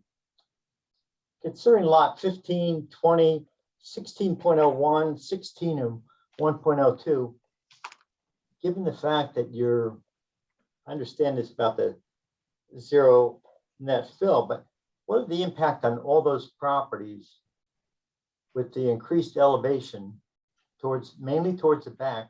What's going to happen to those 1, 2, 3, 4, 5 lots? I don't think there's going to be any change to the 5 lots, quite frankly. You know, that's the whole point of the zero net fill. You said you've done a lot of studies on the volume of water and stormwater and floodwater. I don't think I said that, but go ahead. Well, you said you did a lot of studies on the volume of water. Is that not what you said? Well, yeah, we have a 9,000 square foot increase in impervious coverage, and we made storage volume a little bit greater than that 9,000. How much more water during a heavy storm like Ida is going to come for your property and through your storm system down at the main avenue and help with the flooding there? I think it's negligible. We're going to store it in that system. It'll be discharged with a much smaller pipe. So it's You know, not like, more like a garden hose or a little. It's not going to increase the water on Main Avenue. Is that what you're telling me? No, I'm not saying that. I'm saying it's a negligible increase in water on. It's a de minimis type increase. You touted when you got introduced tonight that you have offices up past the railroad on Main Avenue. Could you tell me? I didn't tout it. It's a fact. Yeah, I'm not disputing that fact. What I'm asking you is, what's the elevation at your property where your offices are versus this property? I'm probably 10 or 15 feet higher. Okay. That's a big difference when you're 15 feet above the flood level versus at 214, 213, is it not? Chairman, is this a question that? Yeah, Yes, it is a question, Fred. Well, wait. Well, hold it, Chuck. We're not comparing his office No, to but he was this location. mentioning that he's lived here and worked there and that there was no difference. I want to tell you, 15 feet in a floodplain is a big difference. He didn't say Mr. it wasn't. Attorney, that's what I was trying to drive home here tonight. Okay, all right. I understand that. Do you have any Great. more questions concerning the subject property? Yes, Okay. I just wanted to put in perspective for you and the board members when Mr. Hollows speaks about he's lives by or has offices by the property, 15 feet in a floodplain is a big. Yes, we're all familiar where the buildings Great. are. That's That's- super. Thank you. Mr. Hollows, you said you have taken the lines of 2 sewer lines down to 1. Could you comment on the volume? Given the fact that we're going from 2 to 1, does that mean the volume's going down? Can't comment on that. That's more of a probably the architect's mechanical All right, well, engineer that would do that. All right, but I don't want to mislead the board, given the fact that you stated we've gone from 2 lines to 1, that there's going to be a reduction. We'll take that up with the next person. Any more questions? Sure. The 9,000 square feet of coverage, the volume increase of that coverage is what?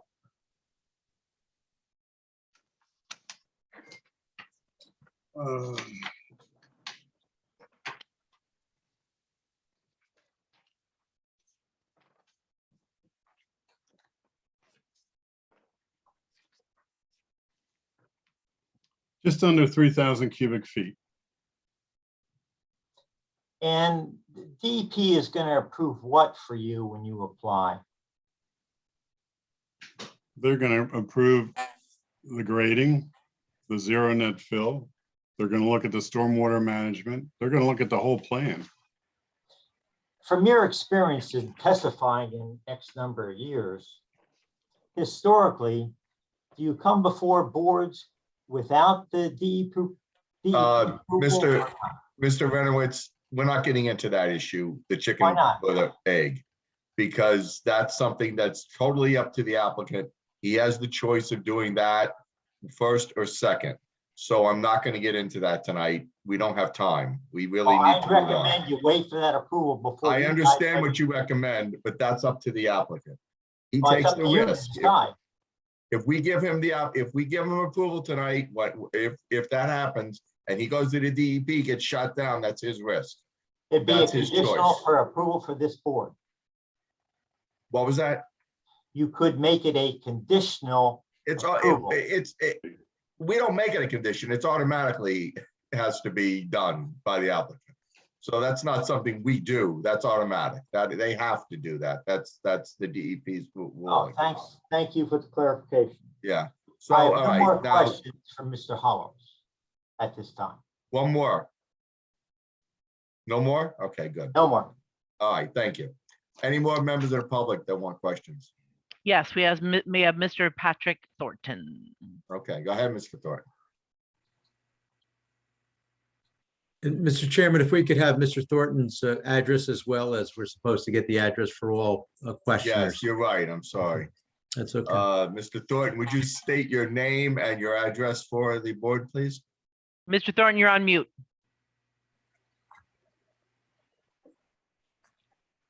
Okay, is that good? Yes. Yes. Okay, my name is Patrick Thornton. My residence is 50 Camptown Drive in Berkeley Heights, New Jersey. I'm here tonight because I am the owner of block, what is it? Well, I'll just say I'm the owner of lot 16, which is right adjacent to lot 17. Okay. And I'll begin by saying, I know Mr. Hollows, we've worked together on other projects. And so I'll try to just be as factual and clear to everybody as I can. Mr. Hollows, do you agree to put up, what is it, slide number 4, or page number 4 of 6? And I'll concentrate only on that. Oh, I'll try to get there. Okay, thank you. I got to compliment you, Bill, on your skill level with the computer. It's greatly increased. I have help with that. Okay, so obviously for those listening to me, I'm there on lot 16 with the existing building. And my focus mostly will be on how the water is collected and how it is stored, and whether or not it's going to be a watertight system. Okay, that's really where I'm going. So if you could, Bill, lead us through. Let's assume there is a maximum rainfall. Okay, and I had some trouble looking at the chart. I didn't see any inlets in the parking area. I don't see any manholes. Okay, and I was just trying to figure out, well, tell me about the angle that slants it over towards our storage area and what kind of piping and inlets are going to be added. Well, the roof leaders from the building would be connected into the storm drainage system. So you get the whole roof area. You get the driveway. You've got a trench drain across the opening. So that would be piped back into the storm drainage system. Mm-hmm. And I need a little bit more. So I'll probably be putting an inlet somewhere like where my cursor is, and then pipe it into the back side of the Right. I'm sorry, can you give a descriptive a location of where your cursor is so we have a record of it? Sure. At approximately elevation to the contour elevation to 14.5. Northwest corner of the parking lot. Yes, closer to the northwest corner of the parking lot. So does that mean that the driveway or the parking area will be pitched so that the water moves towards that one inlet? No, it's going to be pitched. Yes, you're correct. The water will go to that inlet from, there's a high point where my cursor is, which is about at the end of the driveway where you enter the parking lot. Uh-huh. And then it goes back towards this corner, the southwesterly corner. Uh-huh. But we're going to capture water partway down that curb line. Because the water's forced over to the curb line, and then we would pipe it back into the storm drainage system. Right. Okay, good. And then okay, it's piped in. So just standard PVC pipe at a pitch and all that stuff, and it flows in. So then, okay, so now tell me, how does it get into the storage system? I mean, how does it get distributed? I see you have 96 of those SE 310 units there. And there's gravel between them. So water seeks its level. You would go into, you could put them into the different ends of the infiltrator. They're called infiltrators. You could pipe them into different parts of it, but water would seek its own level so that it would just kind of fill up the gravel and fill up the infiltrators. Right. Okay. And then, okay, go ahead. I'm sorry. Go ahead. No, go ahead. I was just going to ask you, how deep will the dig have to be, and how close will it be to groundwater? Well, we will do a soil log just to see where the groundwater is, but the manufacturer says that a minimum of 6 inches of stone should be at the bottom of the storage unit. right, and the infiltrator is 16 inches tall. Right. And So so, we have go ahead. close to 2 feet at that point, and then you Right. need another, I think a foot to 18 inches on top of that. Right, right. So does that make it pretty low? It's a shallow system. I mean, that's really the point here. Okay, so it's not going to go below 214 when all is said and done. It will be below 214. Okay, is that an issue? I mean, I don't know. That's why I was asking the question. No, well, the storm drainage in that street is a little bit lower than the 214. And as I indicated, what happens is it just kind of backs up. Okay, thank you. Okay. Is it sized right? I mean, why 96, not 54, not, 110? Why? Because I have a certain volume amount. Right, okay. And, So it's and a 31 cubic feet times whatever, right? Or I'm sorry, 9,111 divided by 31 to give you the 96. Is that how it works? I don't mean to set you up. That's what the math said on the sheets. Yes, that's correct. Okay, and volume wise, that's 22,000 gallons of water. I'm sorry, I don't think in gallons, I think in cubic feet. I know, but in engineering. But for the lawyers here, that's 22,000 gallons. That's a lot. And is that necessary? I mean, do we need that much, or is that just what the standards require? The standard requires 4 inches to store 4 inches of runoff. Okay, good. So how often do we see that 4 inches of runoff to fill it up? Maybe a couple times a year. Okay. I'm not a green person per se, but somebody might ask you, should we expect that to happen in greater frequency going forward? It seems like that's the case. Yeah, okay. And at least right now, maybe it's cyclical. You got it. A fair point. I take that. It's just for everybody to hear. Now, is this thing going to be watertight? Meaning that there'll be no infiltration to, for example, lot 16? Or will there be some kind of woven material that allows the water to escape? I don't think the water is going to escape, Mr. Thornton, but okay. Yeah. It does say in the manufacturer's material that we use some kind of geosynthetic woven stuff, but it does say that in some cases you need to have some thermoplastic put there, to keep it from migrating to other properties. Is that something that will be decided as we move forward? I can certainly look into that. Yes. Okay, that would be great. Because as you know, Mr. Hollows, I have already a system under lot 16, which is very similar to this system. That's right. That's right. Except I was going to ask, when we look at the traffic patterns here, you're going to have cars going over this thing every day. Who knows how many, maybe delivery trucks, vendor trucks, whatever the case may be, Amazon trucks, let's say. Okay. Should there be concrete, some kind of, really hard structure on top of this thing so that over time it won't sort of be damaged? Not according to the manufacturer's specifications. That's not the case. But okay, because it's a plastic system, isn't it? It's not. Right, it is. It's not hardened. And then you're gonna have to put some kind of rock and then fill on top of it, and then you'll pave it. But is it likely to survive the onslaught of, I don't know what the traffic pattern will be, but you know, the daily movement of cars in and out of this place for multiple years?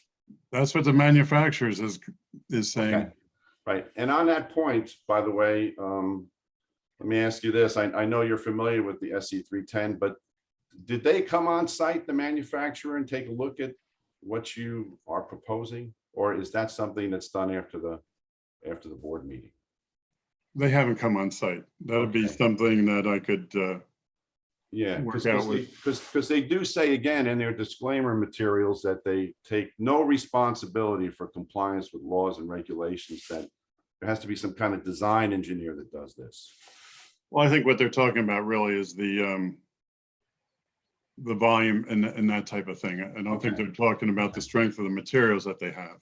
Okay, that's pretty good. So again, it's your opinion that for me, the lot owner next door, that even with a 4-inch rainfall that fills this thing up, then I don't have to worry about it creeping over to me. Which is a similar question to what was asked on the other side. I don't believe that would be the case at all. Okay. But you will at least think about whether it should be thermoplastic boundaries. I will make myself a note right now. I appreciate that a lot. That's very, very helpful. Okay, very, very good. I think that's really the most relevant thing for me to ask. I don't want to get anybody down. I'm sorry. That's okay. Thank you. I did want to ask though, on that 142 ordinance, I know we talked about 142A. There's also 142C that says you're not allowed to cover more than 70% of the non-critical area. Okay, and I don't know if you guys want to take a look at that, but and these are my numbers, if 50% of the property is in a critical area, does all of this coverage that we have exceed 70% under 142-1C? You guys take a look at that. That's for the lawyers to figure out, not me. Well, actually, if I may, Mr. Chairman, that's a fair question, and maybe Mr. Hollows can weigh in on that. By the same token, we have attorneys and planners. Both of whom, and engineers could probably weigh in on that as well. I don't have a number for that. I'd have to look at that. Rich, would you happen to be able to comment on that at this time? You're on mute. I think that they're probably close to that number. Again, I don't have, I didn't have the ability to do any quantity takeoffs on the PDFs, but I think that they're probably fairly close to that number. I'm just reading the ordinance. The non-critical area. Yeah, again, what I would probably ask the applicant would be to actually plot out the limit of the flood hazard area, so that at some point, so that it's more clearly identified as to where it is. And it's difficult to see. It could be on the cusp. I would recommend, there's a fair amount of area in the front. It might not be. But it's on the cusp. I would recommend that if the board, and again, it really doesn't impact, that section doesn't necessarily impact the viability of the drainage system. I would recommend that if the board was looking to approve this, they might want to include a variance from that section just to cover all bases. All right, thank you. Make a note of that, Steve. No, we got it. And if I may, Mr. Chairman, based on the Mr. Thornton's questions, I understand the thermoplastic investigation to be in essence, a condition of approval. Yes. As well as the manufacturer on site. Was that a stipulation as well, Mr. Hollows? Well, that's up to the manufacturer. He doesn't control them. But. Yeah, I don't know if the manufacturer come out, but maybe one of his local representatives could come out. A good faith effort for purposes of attempting to ensure the adequacy of the stormwater management system. Yeah, that sounds good. Okay, we got them both. Well, we have a decision to make. we were allotting an hour and a half for each person. We've now gone to 10 minutes over the hour and a half because we are at 9:10, 7:30, 8:39. So that would mean that we would have to end this application and adjourn it to another date and start the next one. I think it's only fair the other people are waiting. That basically we unfortunately took this much time to do this much, and we're not even anywhere near completion of your testimony for your witnesses. Deborah, what do you have? Is that the date, the 21st that would be saving? Yes. Fred, are your witnesses available the 21st? I have to ask them right now, Mr. Campanella and Ms. McManus, are you both available that date? I'm available that night. Thank you. Mr. Campanella, you're on mute. Now, there you go. Yeah, I'm checking. That was December 21st. 21st, yes.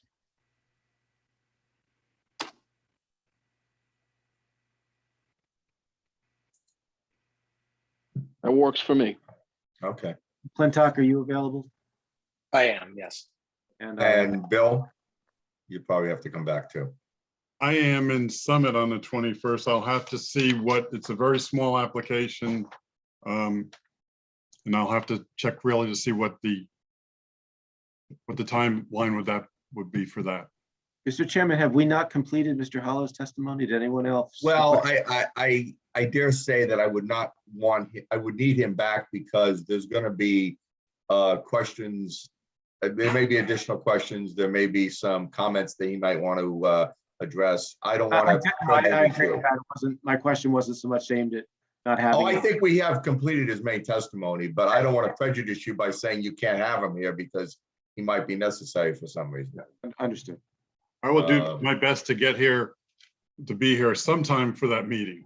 Okay. Yeah, you might be not needed right away because we're going on to the other witnesses. So your testimony or your input may not be needed till later.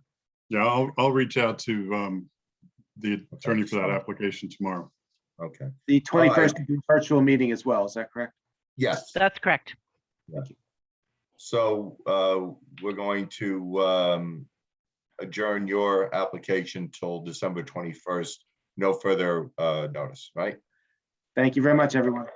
All right, Mr. Chairman, we need a motion and a second and an all in favor. Do I hear a motion to adjourn this application to December 21st? With no further notice required by the applicant. Right.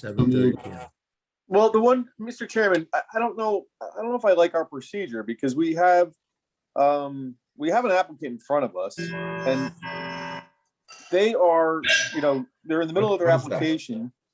And, I have questions for like that were deferred to other professionals, such as their architect. Right. You'll be a chance to ask them. No, because we're having this at a special meeting and I have a conflict. So, I don't know if I really like the way we're handling this. I know we have to do it this way, but we should, I think, be more conscious of this in the future. I think it's better to have. No, maybe you're right, Jerry. We should have just had one tonight, but yeah, unfortunately we had two scheduled. And I'll make a note of that next time. Absolutely. Right. What you might want to do, Jerry, is email your questions to Deborah and we'll make sure they get asked. Okay. No, I don't want to preclude that. And I also wanted to know if we could ask questions of the neighbor that spoke, Mr. Patrick Thornton. I'm sure he'll be back. Okay. But if your conflict resolves, we would welcome you to be here, obviously. But if not, put your questions. Well, it's a tough time of year. It's a tough time. I know. Why don't you get your Christmas shopping early? Come on. So do I hear a motion? Who made the motion? Somebody. Okay. Do I hear a second? Second. Nice. All right. Roll call. I want to do this. We could do an all in favor. All right. All in favor? Aye. Anybody opposed? Okay. Mr. Carries. Chairman, Oh, I just want to yes. make sure, Mr. Zelli, you'll provide the board or me with an email confirming extension of time to act through the end of the month of December 2021. Will do. Thank you very Thank you. much. Thank you, Thank you, Mr. Steve, Chairman. for clearing that Mis- legal issue up. Mr. Chairman, can we take a 5-minute break prior to Yeah, I was just beginning? gonna say that. Let's take a 5-minute break and come back at 9:20 so we get the elements started. Thank you. all. Have a happy Thanksgiving. Thank you, guys. I'm not on the Thanks, next one, everyone. so everyone have a nice Thanksgiving.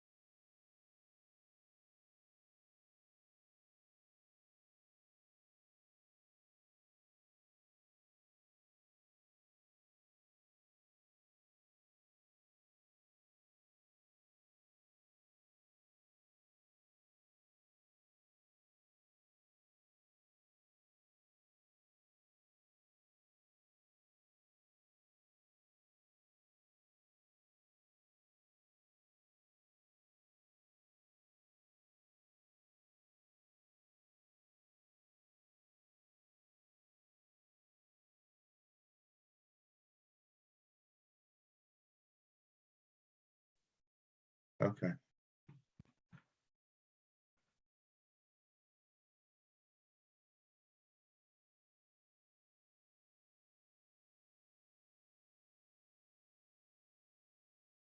Deborah? Deborah?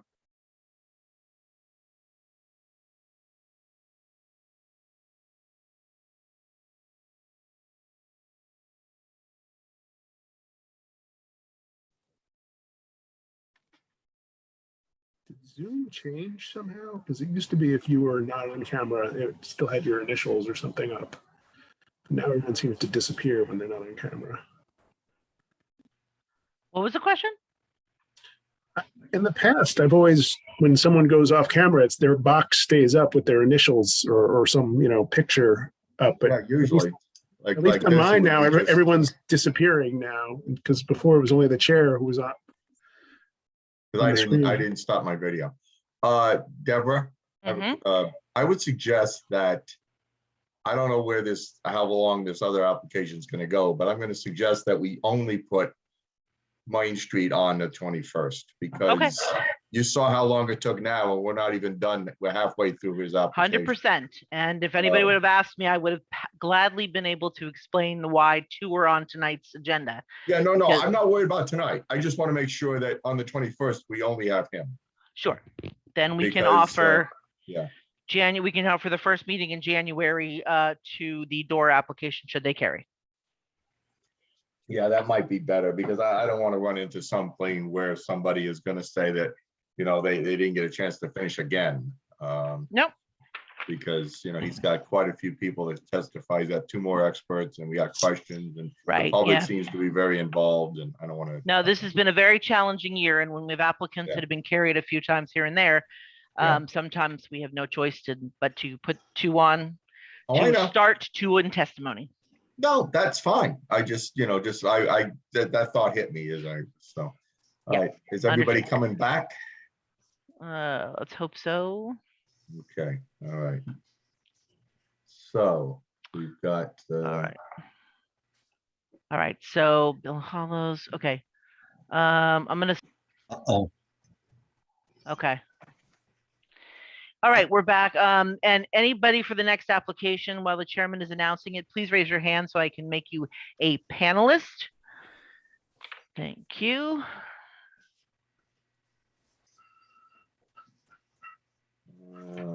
Deb, I noticed we have our engineer for this matter in the attendees as well. Yes, so as a matter of the record, Casey and Keller is not the engineer on this particular application because they had a conflict with the applicant's attorney.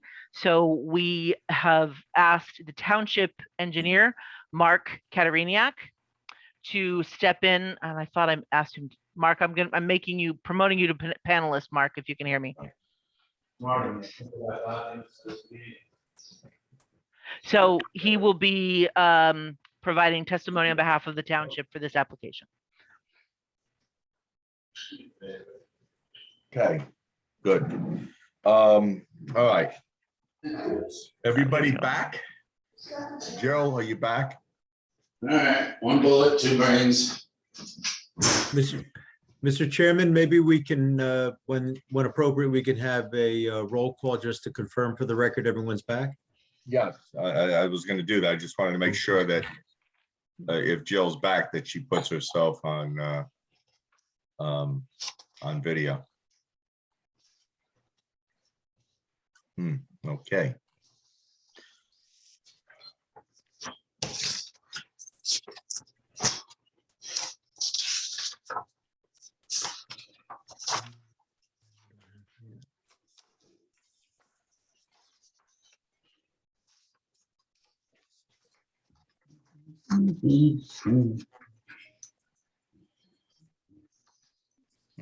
What's one phone number I don't have? All right. Deborah, would you take a roll call, please? Mr. Aronio? Here. Mr. Giannakis? He's waving here. Mr. Grosskopf? I am right here. Mr. Malloy? Here. Mr. Rosenberg, Here. Mr. Hain is absent this evening. Ms. Robertson, You have her phone number? I might. I'll text her. Okay. And Vice Chairman Johnson, Here. Chairman Correct. Here. Okay. I'm gonna start announcing it. You could just text it her. She probably just lost track of time. Okay. Okay, the next application is use variance carried from 10/19/21. Renotice required. Block 10801, lot 1.01, zone B-1-20. 645 Valley Road, application number 21-07Z. DOAR, DOAR LLC, and Kana Bistro. Applicant proposes to construct 2 residential apartments and an office above an existing single-story restaurant and to modify the existing outdoor patio area. Is the applicant present?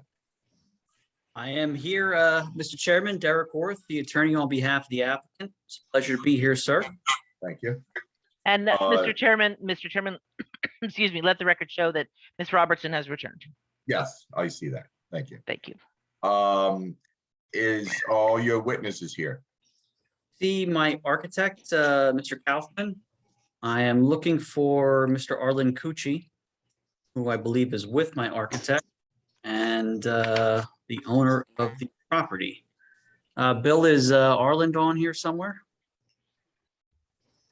He is. Let me just check his connection. He's actually in my office. Let me see if I can get him. I think he's in the list of attendees, so he needs to be promoted. Oh, Yeah, Deb, Deborah, you have to promote Mr. Cucci. What would be his call sign on his box? He raised his hand. So Arland, Oh, Arlen. that's what Oh, there he he's is. coming in as. Okay. All right, he's here. Here we go. Mr. Chairman, may I begin? Yes, certainly. Thank you, sir. You gave a great description of the application. If I may, I'm going to expand upon it just a little bit and give an intro to us and who we are and what we're looking to do here tonight. Please do. Thank you, sir. So I almost said good afternoon. It's been a long day. Good evening, Mr. Chairman and members of the board. It's great to be here tonight. My name is Derek Orth, and I'm a partner at the law firm of Inglesino Webster, Wichiscala and Taylor, address 600 Parsippany Road, Suite 204, Parsippany, NJ 07054. I'm here tonight on behalf of DOAR LLC.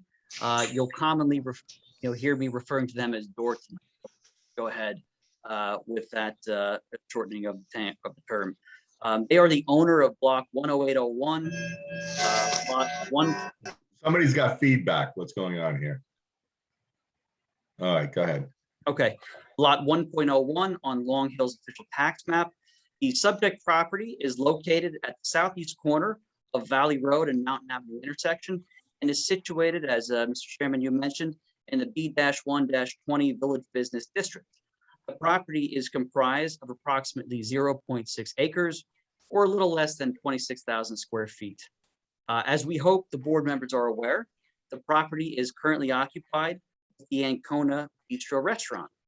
Ancona Bistro specializes in Mediterranean cuisine, and as an aside, they serve a mean rigatoni dish. And we strongly encourage all board members and members of the public to give it a try at their convenience. Mr. Chairman, we are here tonight requesting preliminary and final major site plan approval with conditional use variance relief and bulk variance relief to permit the construction of 2 apartments and an office above the existing Ancona Bistro restaurant. We are also seeking approval to modify the existing outdoor patio area and to add a steel structure with metal roofing over the outdoor patio area to improve the outdoor dining experience. Now, in terms of bulk variance relief, we are requesting front yard setback relief. The property already has an existing deviation of 32.1 feet and 27.58 feet, where 50 feet is required.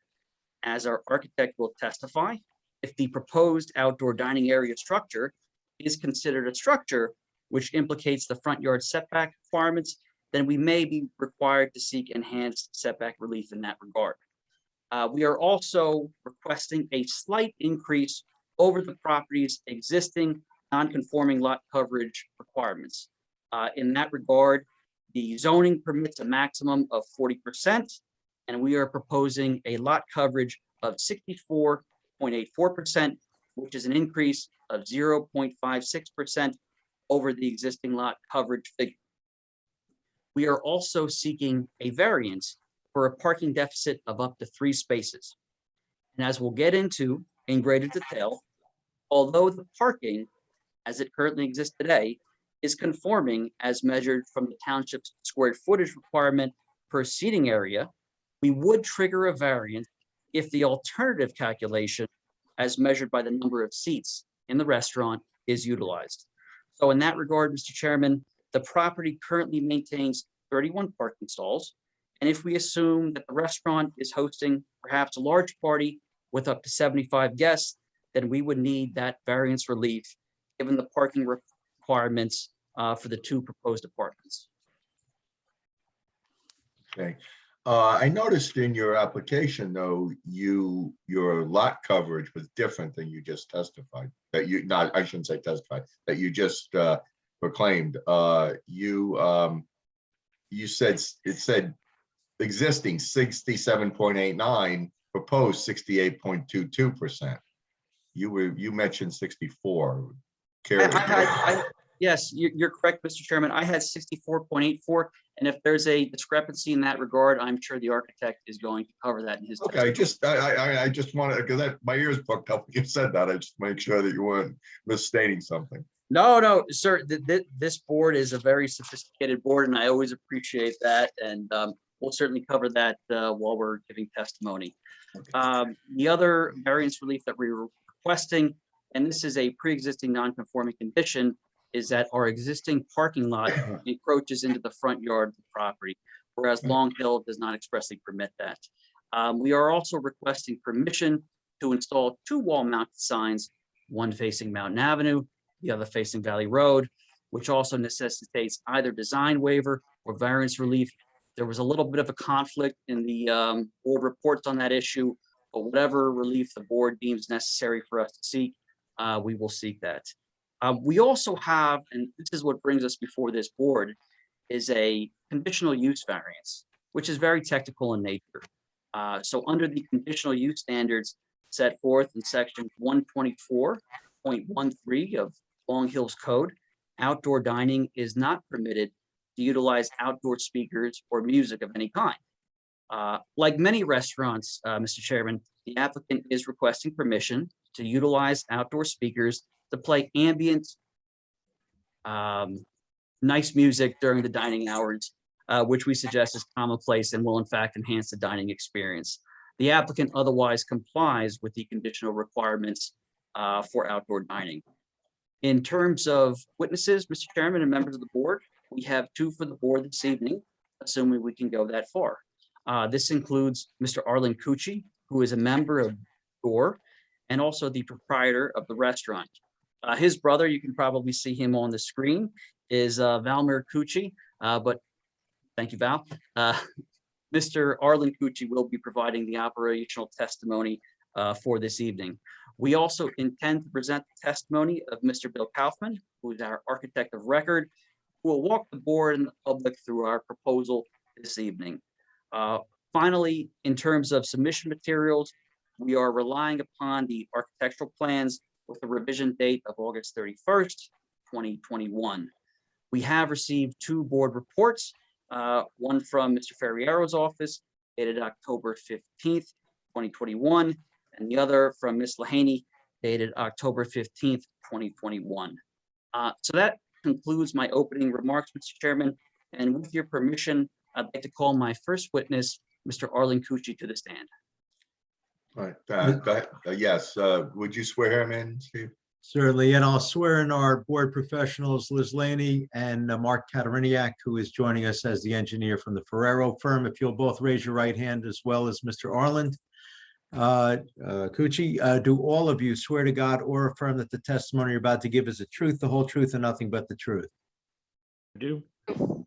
Thank you all. And Mr. Chairman, if you can bear with me for one more moment, I just wanted to let the record Sure. reflect that I did receive and review the notice, found the content to be sufficient, found it to be timely served, certified mail November 4th, published November 5th.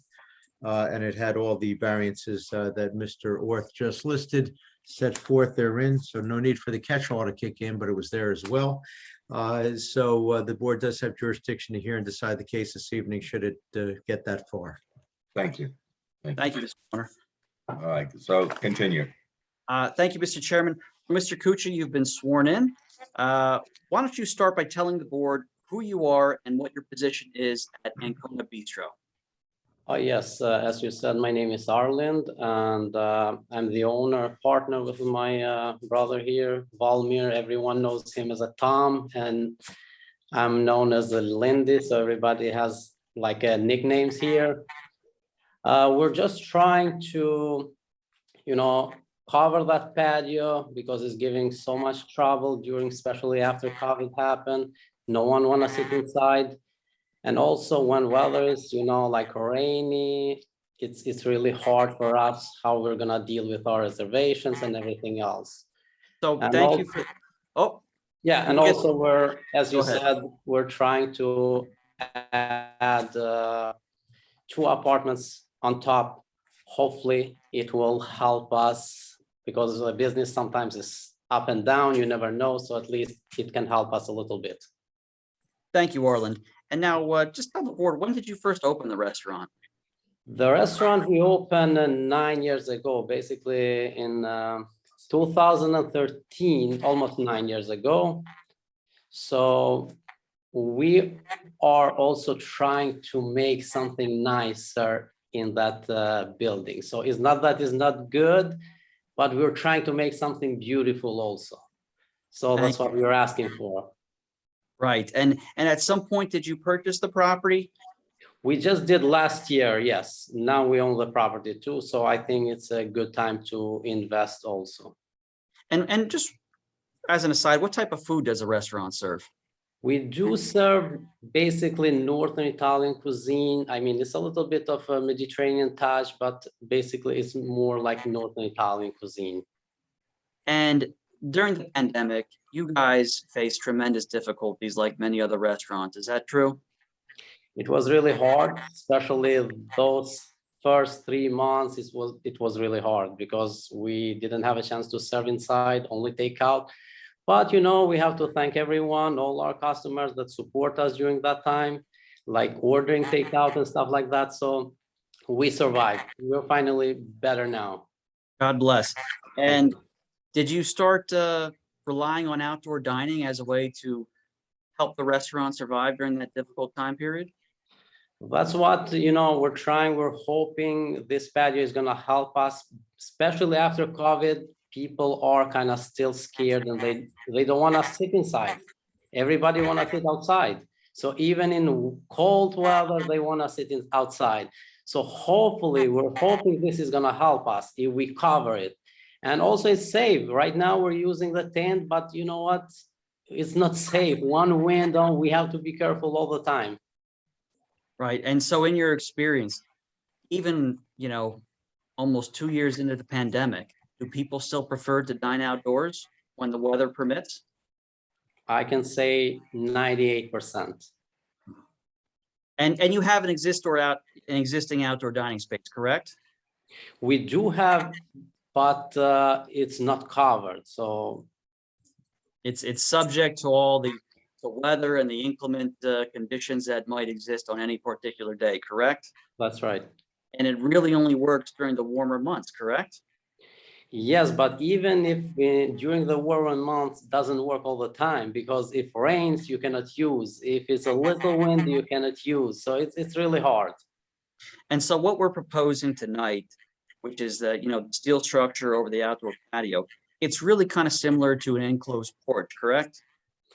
Yes, it is. Well, first we wanted to do some type of motorized pergolas, but talking to our architect, we kind of decide to change because we think it's a little safer. We're okay with motorized pergolas too, but we think it's safer if we put like temporary roof because the wind and stuff, I don't know. They say it's safe, but we kind of don't trust. So great. So let's turn to parking for a minute. How many parking spaces do you currently have? We do have 31 parking space. Okay, and those are just for your restaurant, correct? That's for our restaurant right now. Okay, and those are existing, correct? Yeah. Okay, and on an average day, how many patrons would you expect to be seated at your restaurant at any given time? Well, you have to look kind of, one shot, we cannot really sit a lot of people, but sometimes we have people in different timing. You have customers that comes at 4 o'clock, someone comes at 7, and we have also 8. So one shot, we cannot really sit more than like 50 people. Mm-hmm. And if you're having a tremendous day, and let's just say you booked a large party for the restaurant, a graduation party or something of that nature, you might have at maximum 75 guests. Yes. That would be incredibly rare, correct? Well, this is only like few times a year, like in any large party, or maybe let's say Mother's Day, or you have like 3 big holidays during the year. And have you ever run out of parking spaces at the restaurant? Say if you have one of those large parties booked? Normally, this happens very rare, but if we do, we have, in fact, we're lucky, we have good neighbors. So they offer us, if we need, we can park to them. We can use their parking spot. So we kind of have, so far we have a good relationship. Both of them, they told us you can park all the time if we need. We don't really need, we park sometimes our cars there, like my car and Tom's car, just to help our customers so they don't have to park there. But if we need, they are okay if we park there. In the rare occasions that it happens, right? Yes, exactly. And so what are your hours of operation at the restaurant? We open right now only for dinner. So we serve Tuesday through Sunday, 4 o'clock until 9 o'clock. Okay, and your hours of operation are off hours for your neighbor's business, correct? That's right. In fact, we have kind of not deal, but we talked to our neighbor, one that is on the back of our restaurant, or H Automotive. He used our parking spot during the day because his employer put his cars on our parking lot during the day. And if we need, we can use at dinner time his parking lot. Okay. Now, one final question. We do have some proposed office space on the proposed second floor, correct? That's right. And that's for the restaurant business, right? That's not for an outside lease or someone else not related to the restaurant, right? No, that doesn't have to do with anything else. We wanted to have some space upstairs because there is nothing. We have to have, computers, paying all bills. We have to have a little space. So we need, that's why we wanted to have something upstairs just to use for our business. Right. And when I met you and Tom the first time, where did we sit? We sat out on one of the dining tables, correct? That's right. Right. There was no office for us to meet. Mr. Chairman, that's all the questions I have on direct for Mr. Cucci, and I would tender him to yourself and the board's professionals for any follow-up. All right. Does any board members have questions for Mr. Cucci?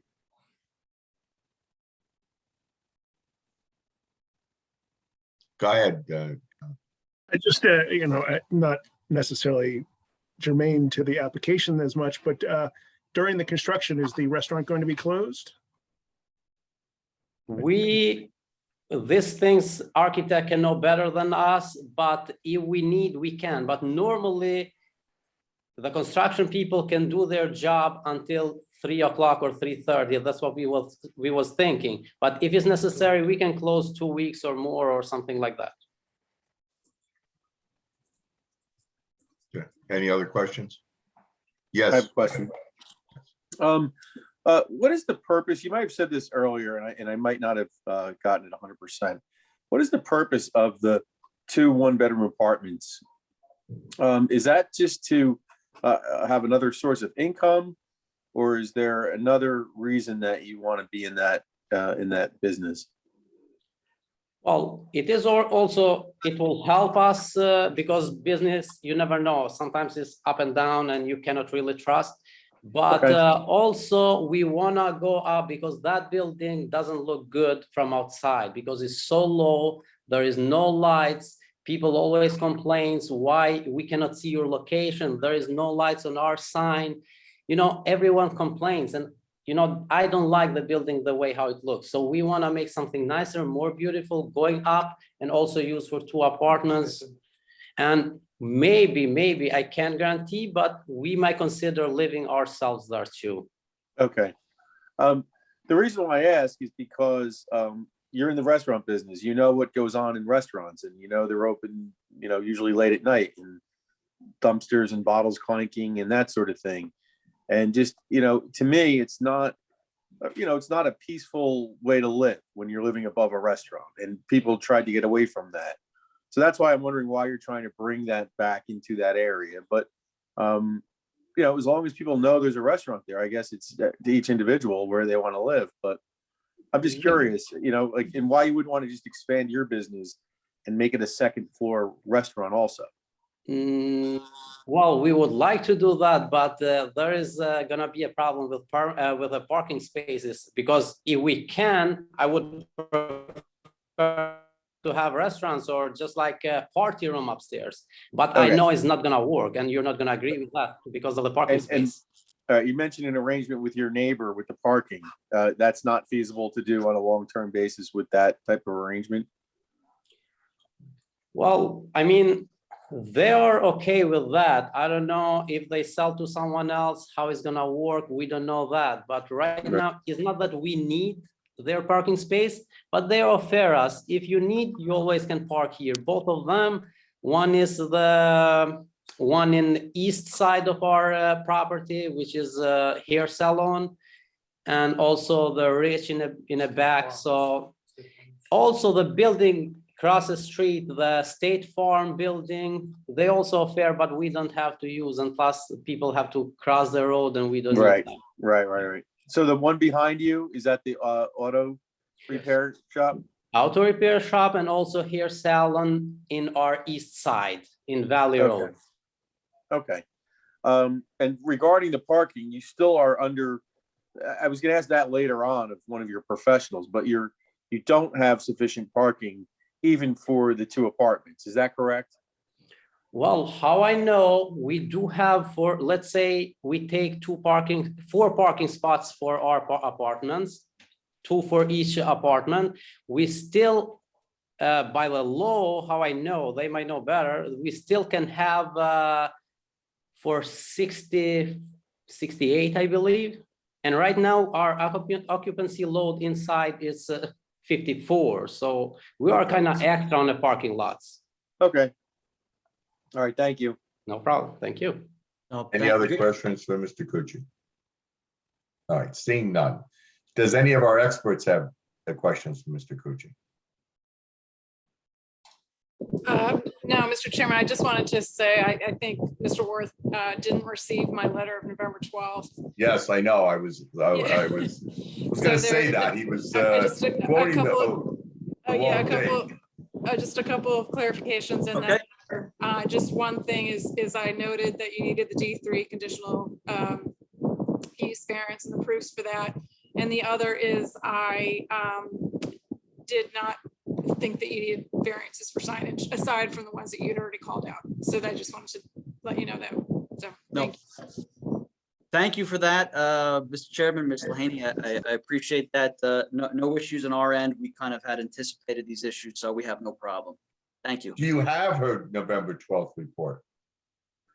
I have not seen it, Mr. Chairman, but to be honest, I'll send it to you right now. Yeah, I can email it to him now because I don't want to be at a disadvantage if he needs to address anything. No, you know what? I sequester myself in a conference room when I have an application, so I'm not near my work computer. So if something comes in, I don't necessarily see it. All right, well, she's going to email it to you now. So we'll, maybe doing one of your witnesses' testimony, you can run and get it. Because I want you to have it, just so that if there's anything in there you want your experts to opine on, you know that you can address that. Perfect. Thank you. All right, what's your next witness? It's my architect and. I'm sorry, Mr. Chairman, I know, did, I know. did we finish with the board professionals and members of the public if they had any I questions? know. I'm just asking for the Oh, next okay. witness. I know that. Who was gonna be in that next? The next witness, and really, Mr. Chairman, he's my last witness unless the circumstances dictate we bring somebody else, but it's our architect, Mr. Bill Kaufman. Okay, And before we get to Mr. Kaufman, who we're all familiar with, can we please see if there's any more, does our engineer have any questions for Mr. Cucci? Not at this time, Mr. Chairman. Thank you. Okay. Are there any members of the public that have questions for Mr. Cucci? Yes, Mr. Rentowitz. Okay.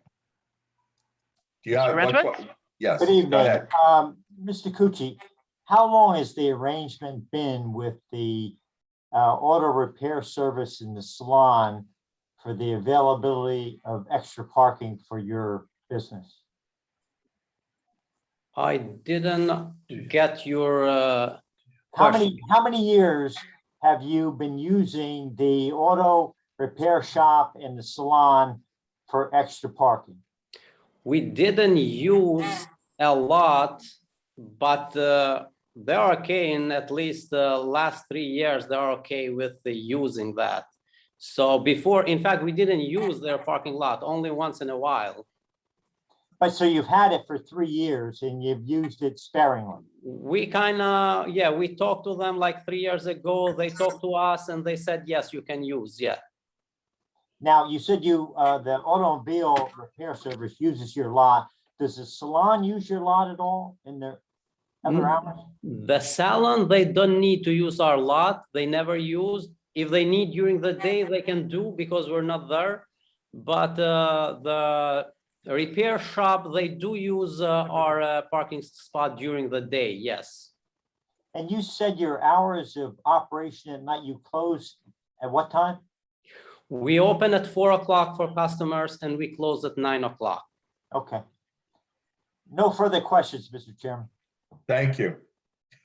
Mr. Chairman, can I ask one question Sure. of the witness? Thank you. Sure. And actually, maybe I could direct it to council because my understanding of the testimony was that the office space was going to be utilized solely in conjunction with the restaurant business. I'm not saying that that's something that the board would want as a stipulated to condition. I don't know, but is the applicant offering that as a stipulated to condition, should the board grant the application and should the board want that condition? The answer is yes, Mr. Warner, we are willing to stipulate to that, if the board should want to have that condition. It gives them the I think option. if they're willing to offer that, I think that would be a condition that we would be imposing. So that would be one less parking spot that may be needed. Yes, sir. Because if you rent it out, that's one more parking that you need. Okay, are there any other members of the public? Deborah? I don't see any members of the public. Good. Going once, going twice. Done. Okay, continue with Mr. Kaufman. Thank you, Mr. Chairman. Mr. Was Warner. Mr. Kaufman sworn in? Steve? Not I yet. believe we swore him in already. No? Oh, no, we did the, that's No, right, we we're didn't. doing individuals still. Yeah. My apologies. Please raise your right hand, Mr. Kaufman. Do you swear to God or affirm that the testimony you're about to give is the truth, the whole truth, and nothing but the truth? I do. Thank you. And Mr. Kaufman, just for the record, you are a licensed architect, correct? I am. And your license is still current in the state of New Jersey? Yes, it is, Chairman. Yes, and we are familiar with you. You have testified on behalf of your own project and other times it be before this board. So we do accept you as an expert and architect. Thank you. Thank you, Chairman. Thank you, Mr. Chairman. And Mr. Kaufman, I'm just going to give you a brief intro and then I'll let you go. You prepared the plans in connection, or you oversaw or prepared the plans in connection with this application, correct? Correct. And why don't you walk the board and the public through existing conditions and then proposed conditions and just explain what we're proposing to do here tonight. Certainly. I think that just in the interest of being brief, most of the board, I assume, is familiar with the with the building in question. It is a one-story, 2,400 or so, 2,430 square foot brick and clad building. Thank you. I'm sorry, Mr. Kaufman, just very quickly. Mr. Warner, this is not a new exhibit. This was submitted as part of a revised application. If you want to mark it, I'm happy to do so, but. No, it was already submitted. You don't need. Okay. No, Thank you. no need. February 24, 2021 date, is that correct? Revised August 31st, 2021. Correct. There's no revision on the photographic sheet that I haven't referenced yet. I was about to reference A sheet 901 of your set. For whatever reason, there's not a revision on that. Maybe that sheet wasn't revised, but the date on that particular sheet is the date that the board should have in front of them, dated February 24th, 2021. The sheet is labeled A-901. And it's a series of photographs and an overview site plan. Thanks, Bill. I'll be quiet and let you talk. Okay, just direct the board quickly to photographs, picture number 1 and picture number 2.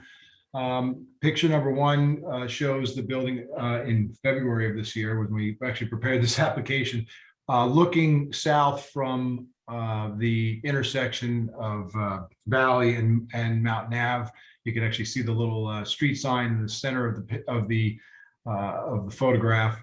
And then picture number 2 is just a little bit further west, looking back toward the subject property on the corner. One of the reasons why I wanted to bring this particular picture up is we'll reference a rendering, an architect's rendering a few minutes later from the same perspective, but also it's a good representation to show the board the approximate location of the proposed structure that covers the patio, insofar as that you can see a metal frame that exists over the existing patio. And board members may be familiar with the tent structures that were sort of popping up all over these restaurants all over the country. And this is not any different than that. There's a steel frame that the owners had erected temporarily to try to serve this purpose in inclement weather. And the steel frame is the same height and size, relatively within a few inches, of the proposed more permanent structure that we're now proposing for the board. So I point that out just as a point of reference so we can all kind of get a sort of a sense of the scale of how it sort of fits in with what was existing, at least in February. I wanted to just briefly describe the project on its 2 floors. I'm going to refer the board to sheet A-111.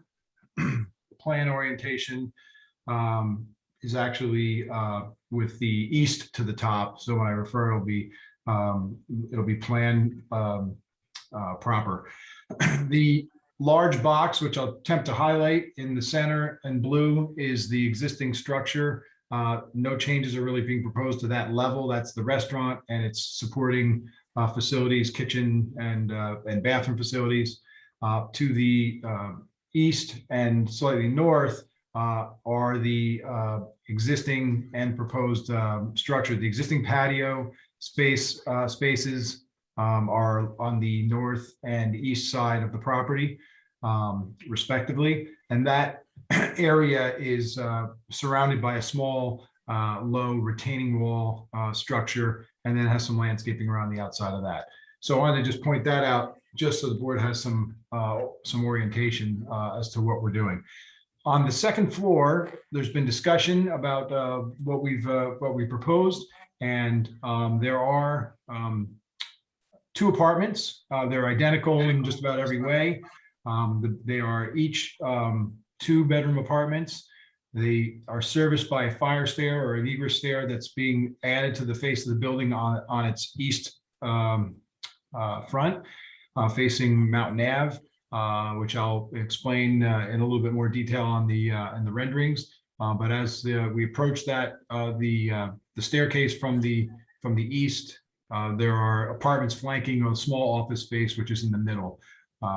Just for reference, just to give you an idea, if there's any other concern about rentability, this office space is 9 feet 5 inches deep by about 15 feet 9 1/4 wide. So it's really just it really wouldn't make much of a rental space there. It's just really, sir, it's just really for the owners to be able to play a place to do their bills. The apartments on each end are just sort of a standard kind of a layout with a kitchen, family room, a little laundry facility, 1 bathroom and 2 bedrooms each.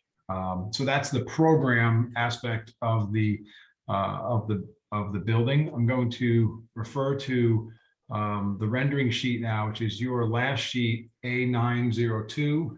Also, that one is revised, dated August 31st, 2021. The rendering, these are just the artist rendering of what the building will look like with the second floor addition popped on top of it. I'll refer the board down to the lower left corner of the sheet, which is viewport 3, which gives sort of an aerial view showing what the building looks like from the corner of mountain and valley. If you were to be standing in the intersection and gotten a hot air balloon and just sort of popped yourself up and looked down, you can see below the roof structure that's proposed on the northeast corner, the existing patio and the existing patio walls that are underneath that proposed structure. And that's in the exact same place where I pointed out in the photographs earlier, the frame structure for the tents, temporary tents were located. If we go up to the rendering on the left, upper left corner of that sheet A901, you'll have to viewport number or drawing number 1. That view is taken from Valley Road, looking a little bit more south west from the street, from the middle of Valley Road. So we're standing kind of at the entrance to the existing parking lot. For anyone who's been to that restaurant, the entry is exactly in the same place as it is now. There's currently a little airlock and a door in the middle of that facade that faces south. Faces north. And we're just proposing a new brick surround around that with and placing the signage back upon that in that particular area. We can see 2 dormers for the apartments that just protrude out about 2 feet over the first floor to the north.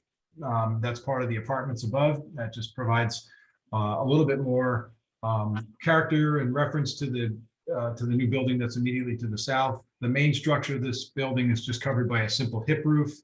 And again, it's a taller building, but the hip roof sort of does allow it to not be overwhelmingly tall for the scale of the other buildings. It's not as tall as the 2 neighboring buildings to either side of it, even with the second floor. I just want to go back to the lower right drawing for 1 second, which is the drawing number 4 on the sheet A902, and that just gives the board a perspective from the entry, the existing entry off of Valley. Off of Mountain Ave. Thank you. And that's the protrusion of the fire stair, the egress stair that accesses the second floor.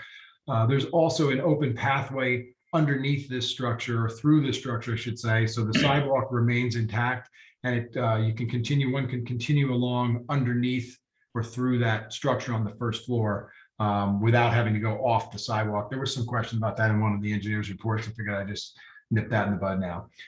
The sign that was in question is now up in the gable. Again, just a small, tasteful sign with some gooseneck lighting, sort of a traditional, in a traditional manner there. We go back up to site plan and discuss just a couple of the elements of the site.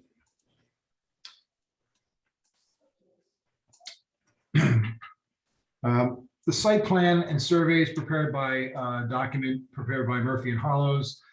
There was no need to do any additional stormwater management, as this site has already has contained all of its. It's a subject of another application many years ago in which it had to comply with all the stormwater regulations. And since we have no real net increase in stormwater runoff, there's no requirement to add any more. So there's really no grading plan. There's no additional foundation work. There are no plantings. So this is a reference drawing more than anything. But I wanted to point out to the board a couple of small little things and why there may be some slight discrepancies. And again, we're talking about very small numbers when we talk about these discrepancies, 0.1% here and there. That's the danger of computers and very thin lines. There is a rounded corner in the existing patio in the northeast corner of the property. That rounded corner doesn't translate well into a roof line. So in our proposal, we've squared the corner off, which eliminates a tiny bit of lot coverage and lot coverage in this particular sector. And then we're adding a small bit back where it kind of sticks out over the top of the sidewalk here for the stair. That's really the only change in site work here at all. And I just put that out for the board's edification, because sometimes with all the paperwork, it may appear as though there is a lot more going on than there really is in terms of site work. So this particular plan, there's an entrance off of Mountain, an entrance off of Passaic. They both exist. I'll point out one other piece near the light pole where I don't know if the board can see on the northeast corner of the Passaic Valley entrance into the site. There is a small sign that is being proposed to be removed. It's a ground sign that's no longer needed with the building signs that we're proposing. So that will be removed. And Bill, before we, can you go back to that last sheet very quickly, Bill? The chairman had correctly noted a discrepancy in my verbal description of the variance relief we were seeking. I think I said we were looking for a 64.84%. Just to be clear, our planner had 64.84. It was your proposal that had more. So we just want to clarify which was. Yeah, that's a great point, Mr. Chairman. And Bill, can we just make sure we're asking for what we need? Yeah, let me just go right to that line on the chart. It was revised, so there may have been something lost in translation. As council mentioned, the required lot coverage for that zone is 40%. The existing lot coverage is 64.28%, about 25,000, almost 26,000 square feet. And the proposed increase is actually 0.56 feet. It brings us to 64.84%. So that is the correct number. That's correct. There's a, I can't do the math in my head, but it's going, I don't know, 16,665 to 16,811. It's a very, very small amount of lot coverage, and it's only in those two areas that that I had mentioned to the board just earlier in the testimony. While we're on this chart, sorry, Mr. Chair, if I could interrupt just for clarity, it's 146 square feet calculated as the increase in terms of net area. Thank you. Okay, thank you. While we're on this chart, we'll stick quickly with building coverage. No relief is necessary, but just to give the board a sense of the size of the building relative to the site. The zone permits 20%. We're proposing to be rated just a little over 10%, so just slightly over half of the requirement. The building height maximum, again, 2 stories, 35 feet is permitted, and we're at 2 stories, 28 feet 9 inches, so we're well within that. No, we're increasing a story and we're going up 11.5 feet, but there's no variance required for that. Similarly, floor area ratio, again, 40% is allowable. And we are going to be netting out at less than half of the ordinance requirement. So I think in putting things in perspective, the building's well undersized in terms of all the other requirements of the zone for this particular zone. Let's go to the one that's probably going to be the most talked about, I think, here. Front yard. So there's the corner lot, as the board is aware. And there are front yard variances, current violations and existing nonconformities, as well as the new proposed roof structure now will require relief for front yard setback as well.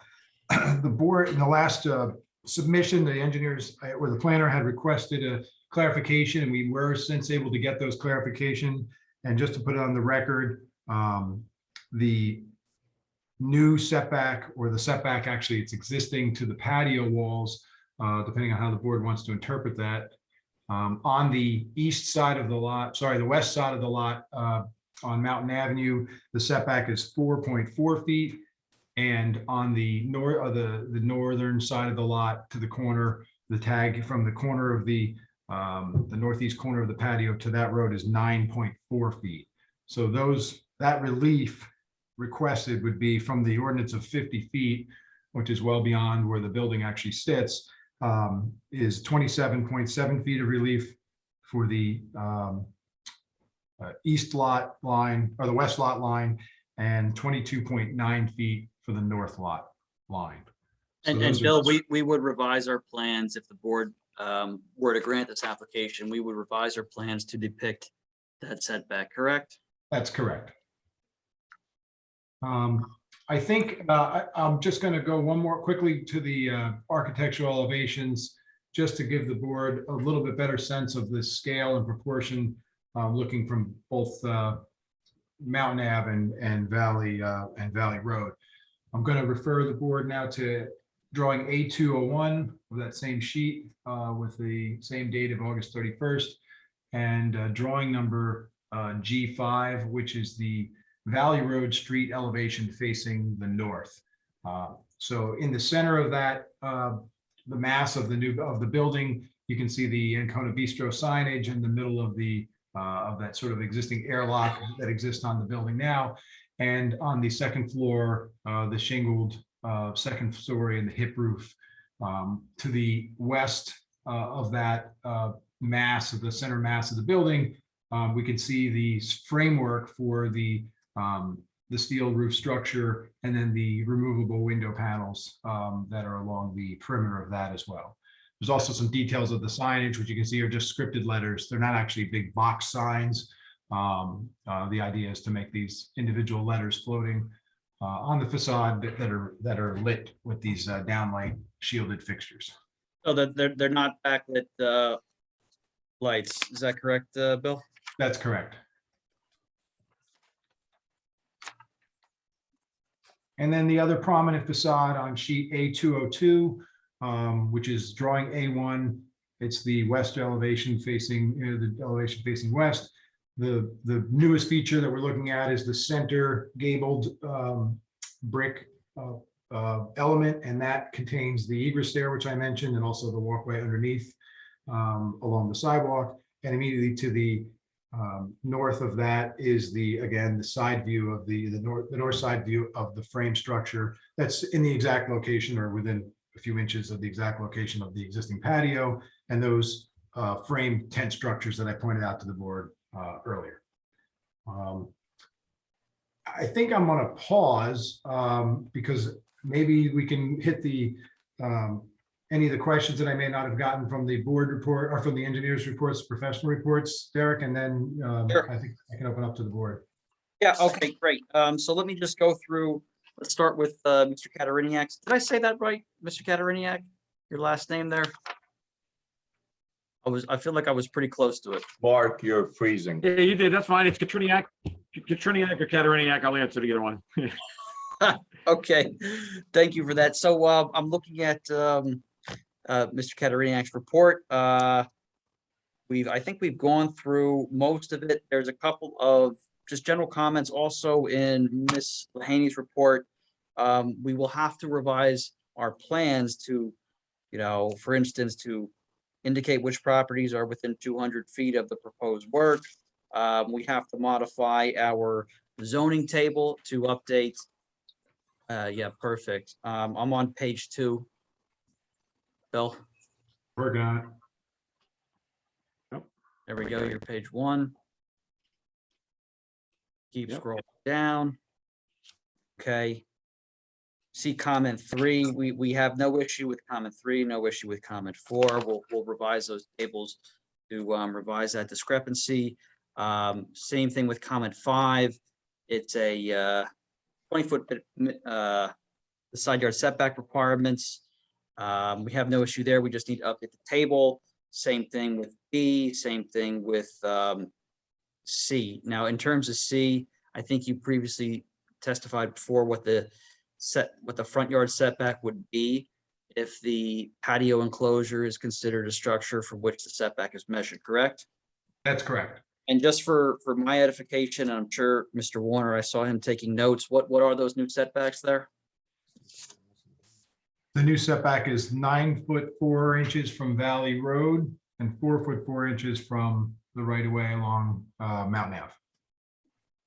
And that's versus 50 for both required from each of the front yard setbacks from each of the right of ways, correct? That's correct. Thank you. And does the retaining wall stay in place or does that get removed? The retaining walls stay in place.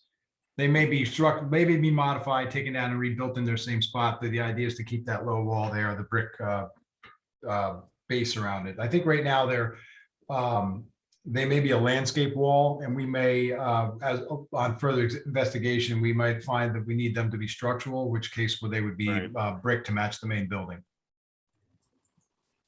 And so going on to Yeah, I would think the columns would require a little bit of a modification. Right. yes, yeah, and we'll stipulate to make that in conformance with the facade, the existing facade, so that everything matches. In terms of the parking lot site plan, we will update the site plan package as a condition of approval. As Mr. Kateriniak indicated in his report on page 2, provide some additional detail regarding the parking calculation. Let's talk about that, Bill, for just a second. I spoke on it during my opening statement, but we have 31 existing spaces, correct? Correct. And Mr. Cucci testified that at maximum, although it's rare, if he had a large party, there might be as many as 75 people at the restaurant, although perhaps that happens 2 or 3 times a year, correct? That's correct. And so Long Hill has 2 different standards for parking requirements, right? That's correct.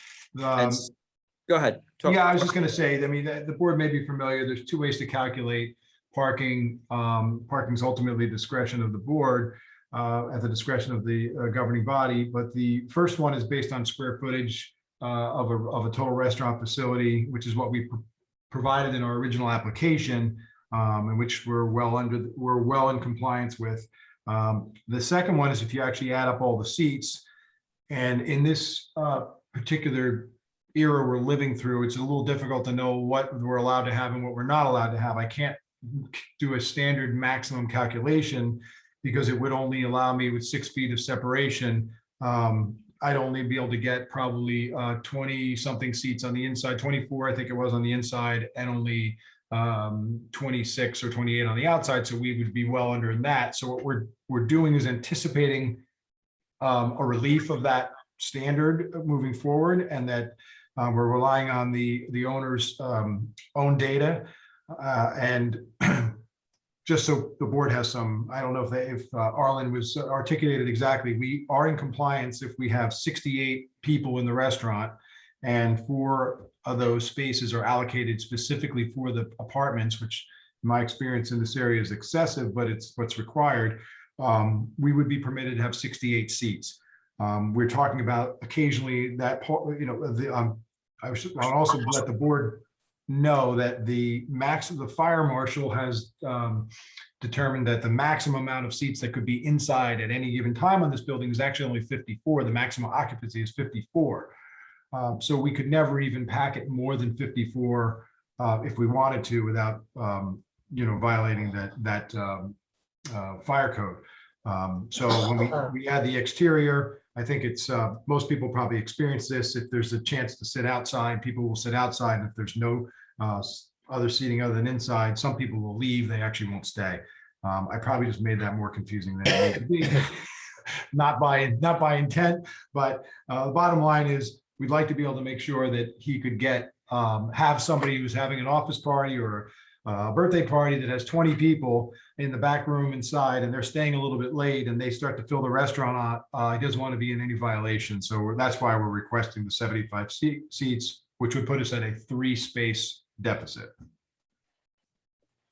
I hope that helped and didn't hurt. So that was a long way around, but I think we understood. It was Just so I perfectly clear in understand. my head.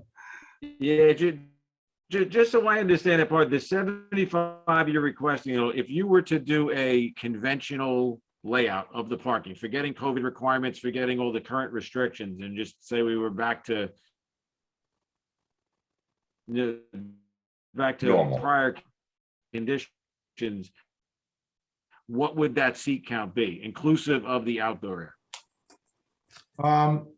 It really, I guess it depends on how we would seat the outside. We haven't done a final seating layout of the outside. The most you can have inside is 54. So we probably could squeeze 36, maybe 32, depending on how those tables, I mean, I don't think I could get the right aisles through there. People would be on the edge, to be honest with you. It'd be a little crowded, but I mean, I guess you could probably get 80 in there if you were really jamming them in. But he doesn't have the capacity in the kitchen to serve 80, so it's sort of a moot point. The kitchen would have to be expanded in order for them to be able to have more than what he thinks that they can do at any one seating, which is the maximum of 75. Yeah, I'm just trying to give the board a sense of what a variance condition may be. Your rendering also includes seating sort of on the lawn area outside the enclosed area. How would you? Now, account for that as a parking requirement? I apologize for that. That's just a rendition. There's really no area to do that. There was some tables out there. We had moved those pieces. It's a model, and we had dragged them out of the area when we built the roof and didn't delete them. So there won't be any seating on the lawn. There was a discussion that could that outdoor space be used for the renters of the apartment? Would they have a place to just go out and sit there? It wouldn't be, they wouldn't be serving food out there. Okay. Could we, we're coming close to the bewitching hour, guys. So we have to make a decision now whether we want to continue to see if we can actually, could you take down your sharing a screen? You don't need to have that right I can try. now. Anyway, all right, now, this is your only other witness, right? That's correct, Mr. Chairman. Okay, well, that in mind, I would really like you to finish it tonight, because I don't want to keep postponing things. Would everyone agree to if somebody would make a motion to continue until 10:45? Mr. Chairman, I think we need till 11 at least. All right, why don't we make a motion to 11? Do I hear that motion? So moved. Second. All in favor? Aye. Okay. Thank you, With Mr. that said, Chairman. can we members of the take a board. 2-minute bathroom break before Yes, we sir. continue? All right, we're gonna take a 2-minute bathroom break, guys. All right? Thank you.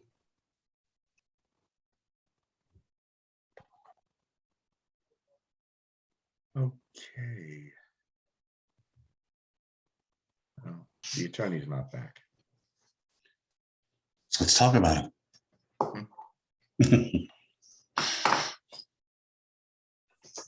Derek, are you there?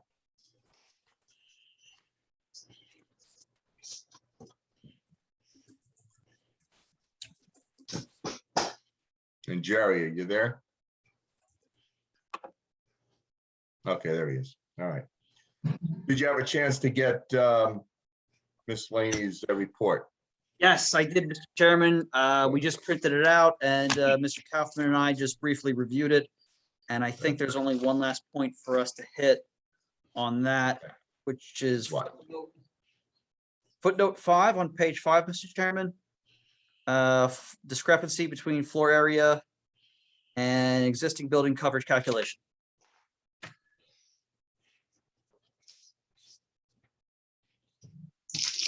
I apologize, Mr. Chairman. Are we back on the record? Can I get started again? Jerry, are you there? Always one.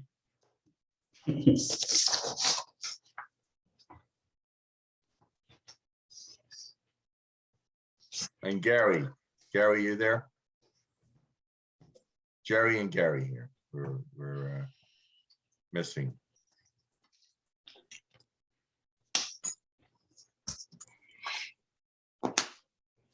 Guys, come on.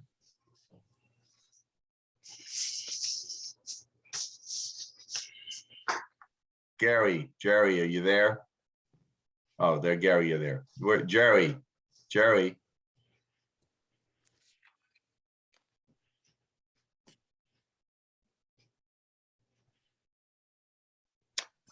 I'm gonna penalize him one question for this. Come on, Jerry, where are you?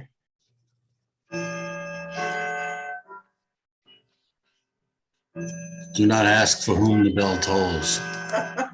Is that you? Yeah. I try to turn the sound off. Missed it. What? I don't believe this. I don't have his cell phone either, so I just have his home phone.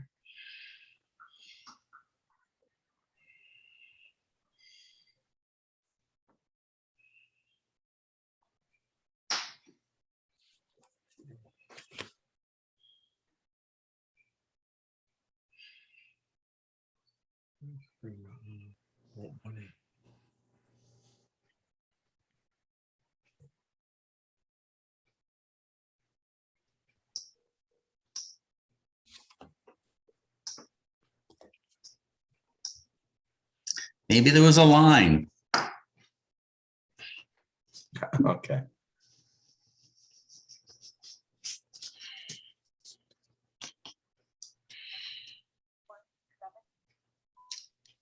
Jerry, get back on the meeting. Doesn't answer his phone either.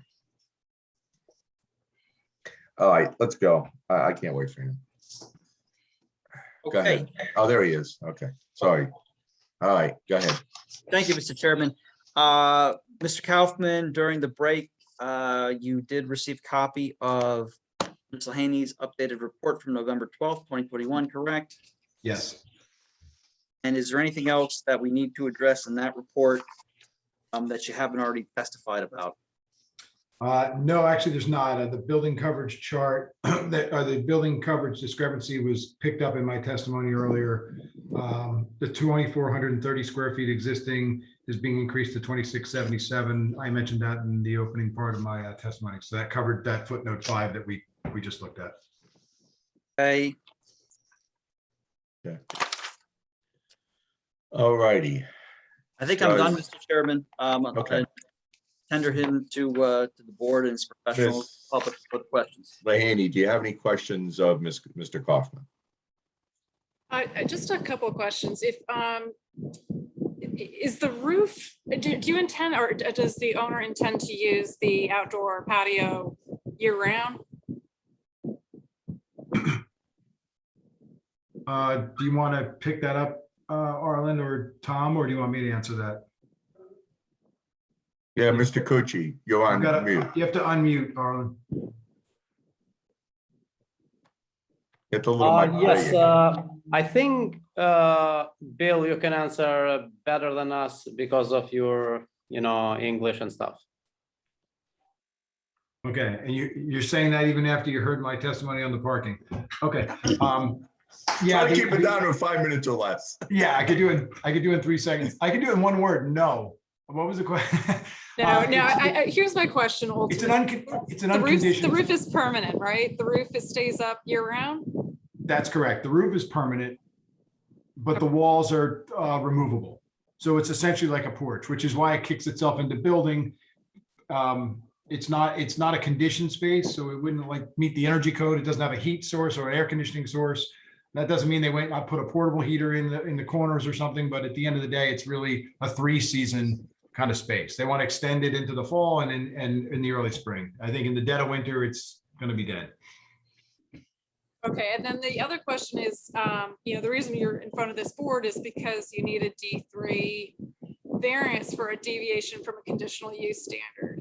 And as Mr. Orth said at the beginning, it was because the applicant, I think, intends to, I don't think it exists now, have an outdoor music speaker system.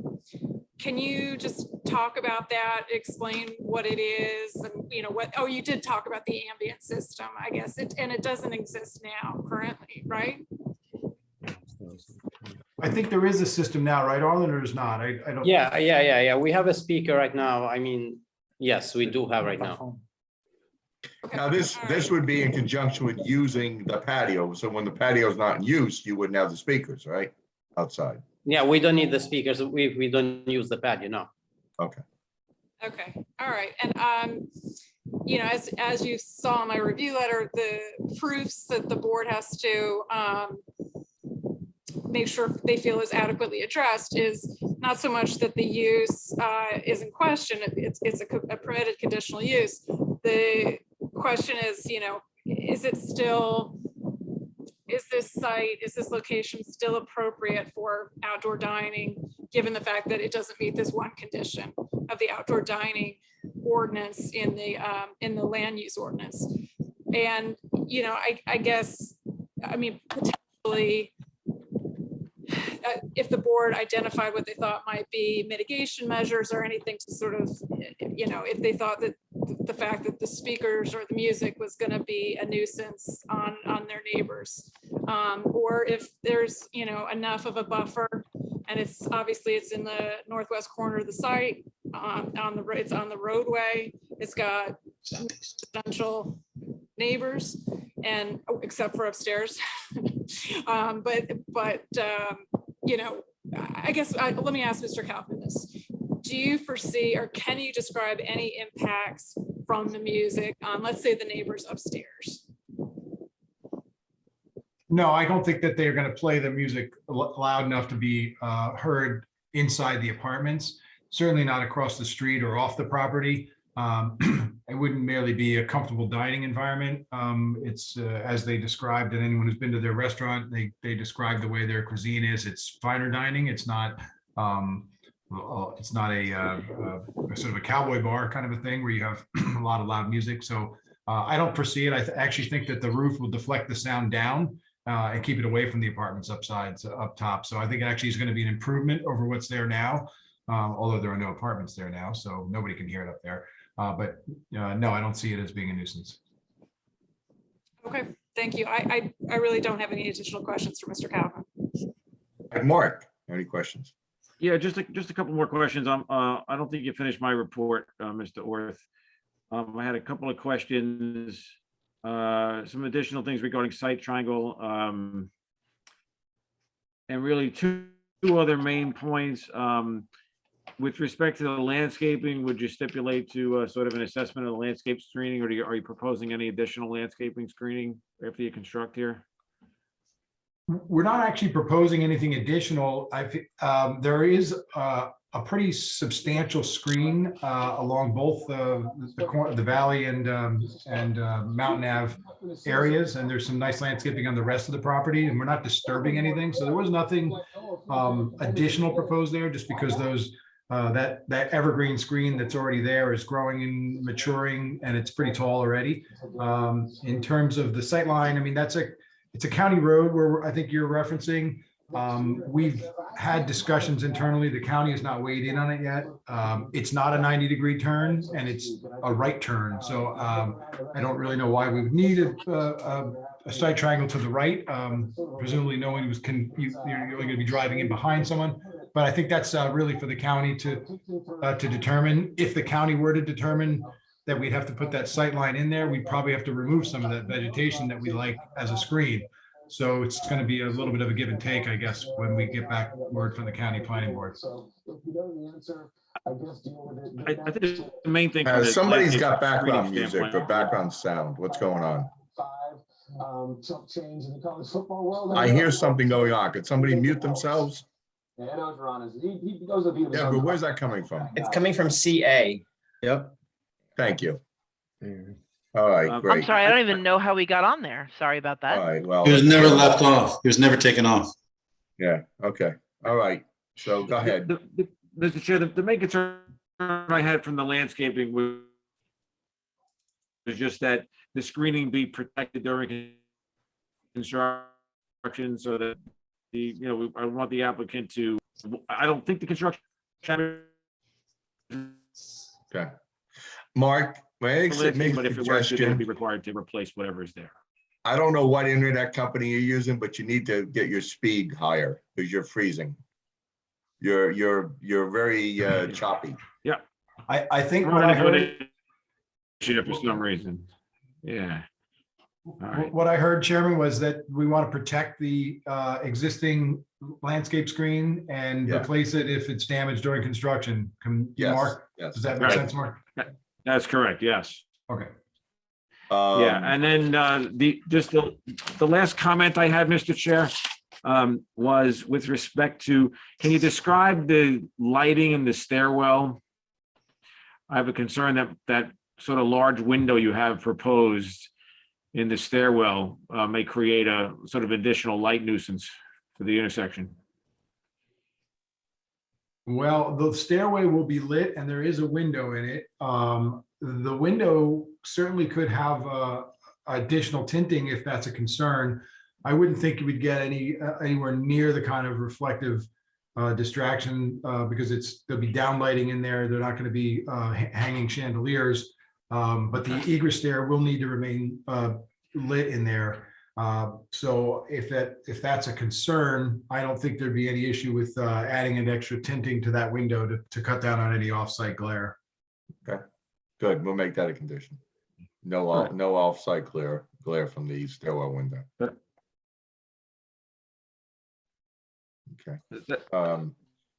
Any more questions? That's all I had, Mr. Chair. Any questions from the members of their architect? Yes, Tom. I have a few, and let's see how we can do this. Mr. Kaufman, you spoke about the right-handed site view, and you said it wouldn't be necessary, but it also might be helpful from somebody coming off of Passaic Valley Road, making a left onto Mountain, if that site was left open. Okay, but you said that the county is going to weigh in on it, so let them do that. My memory going back pre-COVID was that there wasn't a patio, and perhaps there was, and I just missed it.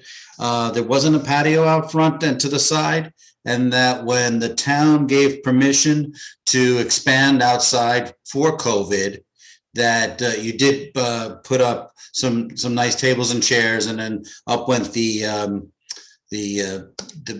table umbrellas. Now you have an awning, and the awning, especially in the winter, that comes down, you can see through it. You're going to have a permanent structure that is going to be higher than any awning was, it appears. And is that going to cause any problems for drivers, passersby? I mean, it really does extend the hulk of the building. And then also having to do with that new coverage, where there was umbrellas before and maybe an awning, now you've got a hard surface. Does that change our impervious coverage calculation? I know we said going up it doesn't, but if we build out, it does. Tom, to clarify, they already have a patio underneath that. Yes, so we it's do. already impervious. Was that, I don't know if that was the patio underneath it. I don't know that that was something that was approved or it was just built with the COVID permission. No, it was before. It was. It was built in 2015. Fantastic. Okay. So the sideline is only my only major concern here, especially considering how close the covered patio will be to Mountain Avenue and extending forward towards the valley. And as I mentioned, Mr. Grosskopf, the county will weigh in, I'm sure. You know, you're just to your one comment about turning left, it is a controlled intersection too. So you can't turn left unless the traffic is already stopped. So I do agree. They're going to probably have something to say about it. We laid it out quickly. It's very close to that area, but it's already screened with the vegetation. So the vegetation would probably have to be trimmed back as well. The other thing is the Mountain Ave, the building to the left as we come up Mountain Ave, if you're coming from Mountain Ave turning west, is much closer to the property line or right on the property line as well. So it is a similar situation. We'll see if they say anything. I think we can make it work somehow. And if it has to be brought in a little bit, the roof line, I think the applicant will, the owner will stipulate to that. Great, thank you. Any other questions from board members? I have one question. Well, hold on. Go ahead, Brian. Gary can go. I have a few. All right. All right, my question was, I heard a lot about parking, a lot about it. And I see a building expanded, I see a patio with a new roof and maybe some expansion. Has any consideration been made for trying to get more parking spots?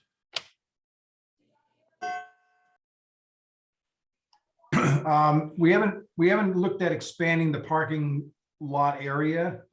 There is a little bit of space between the dumps on the northern or the eastern edge of the property, between the dumpster and some existing spots. Probably could, arguably could carve 2 more spaces out of there, but perhaps. That would then increase the lot coverage and sort of it becomes sort of a chasing your tail kind of a thing.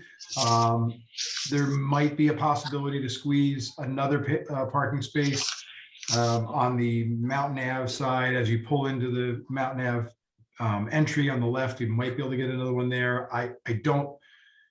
We did not explore that for a couple of reasons, as they'd be non-conforming.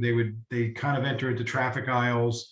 They might actually pose more safety concerns than solutions, especially since the demand under testimony for this area, given the kind of use that we're talking about, isn't really reflective of what the ordinance is. So I think that, yeah, we did look at a couple of spots. It didn't seem practical, and it seemed like, from an engineering standpoint, they might create a safety issue. So we just sort of abandon the idea of carving more spots and more impervious coverage and taking away more green space.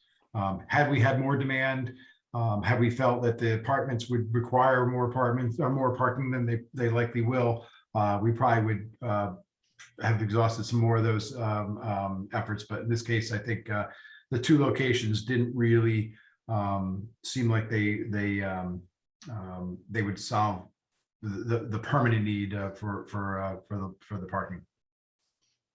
So you don't want to put more parking spots in? Well, it's not that we don't want to. It's just going to start triggering more lot coverage, exacerbate that existing non-conforming. It's already a site that's built up beyond its lot coverage requirements, and we're trying not to increase that. It's also would increase stormwater to an extent, not that couldn't be mitigated, but it's not that we don't want to. It's just there are other factors that cause us to give us pause to do that when we're really, and essentially we're seeking a deficit of only maybe 3 spaces a year, and we have access to neighboring parking lots for shared parking. Seems like a better approach from a design standpoint. Okay. In the office, looks like there's a shower there. Is that office also can be used as an apartment? No, the shower is because these guys work hard, and apparently sometimes they get a little heated up, and they like to clean up before a meeting, so they want to have a place to use that for freshening up. So there isn't a kitchen upstairs in the office? No, there's no kitchen up there. And Mr. Giannakis, we would stipulate that the office would not be used for living quarters. Okay. Jerry? Did you have any questions? Yeah, my questions were similar to Gary's on the parking. If you were to take away the 2 apartments, would you then be conforming on the parking? That's first question. And then the second question is related to, I guess, barriers from the traffic that could, potentially enter that outside sitting area. So as we all know, that building, most of us probably know, that building was one time hit by a car. Well, that was in the parking lot. That was a car that was in the parking lot. Oh, yeah. Okay. Similarly, though, thanks, Ed, for that correction. But similarly, though, I mean, we're gonna have people sitting 10 feet from the side of a major county road. Do we need to have some kind of protection there? We already have something like that. We already have a wall all around, and also there are big stones right in a corner. So anyway, this patio is existing for almost 6 years, so we're not doing any changes. We're not, you know, making larger or smaller. We're just adding to cover it. That's all what Okay. we need. Fine. Your architect, though, he testified that wall could potentially just be architectural and not structural. No, he testified that it would have to be structural if you're putting a roof on it. Okay. So I guess back to my original question. I mean, who's qualified to answer that question? Whether it's our engineer, their engineer, you know, someone. I mean, should we do, or if nobody thinks it's important, then I'll let it go. Which question is that, about the apartments? No, that's the question about any type of Barriers for the traffic, okay. between the traffic and the diners. Could you outside. put up those parking round barrier, you know, those stanchions, the parking, you know what I'm talking about, those little parking. Ballards, right, sorry, ballards, yes. Bollards. Would that be practical? Any engineer architect wants to opine on that? Yeah, well, I will say this, Mr. Ronio, currently it's just a retaining wall. When we embed steel columns into the concrete footings, I'm not saying they're going to be vehicle resistant. They do have lateral stability, you know, a lot more than a wall would, because we're going to have steel columns that are reinforced with concrete that are now holding the roof structure. So, you know, a vehicle that travels that fast through that intersection, jumps the curb, over the sidewalk, through the vegetation, then hits a building. You know, I don't know from an engineering standpoint, architectural standpoint, that I've ever designed anything like that. It's going to be as strong as a building, but it will not necessarily resist. I mean, you've seen in 7-Elevens and, you know, in videos all over, people drive through storefronts all the time. Buildings aren't really made to withstand high-speed impacts from vehicles. And No, that's not what I was, that's not really where I was going with the question. I thought it was more of a. Where'd he go? I think he disconnected himself. I think we lost him. Oh, what a shame. I guess he dropped it. Be back. He got hit by a car. He'll be back. Yeah, he was buying a car, went to his house now. All right. Hopefully he's coming back. That was very abrupt. Mr. Chair, Mr. Chair, I would say that I don't think bollards or any other kind of barrier is really appropriate in this case. You've got a built up section here with the signal and full height curb. I think it's appropriate. I don't know that additional barrier would create more of a hazard themselves, Okay, as opposed to any protection. okay, that's fine. I agree with you. I think there's enough protection there. Okay, any other questions? Mr. Chairman? Yeah. Before we proceed with any questions, just from a legal perspective, Yeah, I if know. Mr. Aranio can't get back on I tonight, know. I was we just, might I have was a just wondering problem if with we. him voting tonight. Yeah. Yeah, no, he'll get back on. There he Here he is. is. There he Great. is. Still has And your name, Mr. Still has your name. Orth, you don't object to Jerry, Mr. Aranio Deborah, being would you gone for a correct his moment, name correct? again? He keeps logging in. He's trying to usurp my identity. Nobody wants that, Ed. I know that. That's why I was trying to. Jerry, how are you logging in? I guess I Because can't. he's logging in with what I sent him. Okay, so I didn't get a meeting invite. Okay, I can't find any panelist invite. So Ed forwarded me the credentials. So I just keep logging in through his. I got confirmation that everybody got one. So interesting. All right, let me change the name. While you're doing that, Mr. Orth, no objection to the fact that Mr. Aranio was gone a moment or two. He could still vote tonight if we finish. No objection, Mr. Warner. Thank I you, don't think Mr. Orth. I don't think there was anything he missed.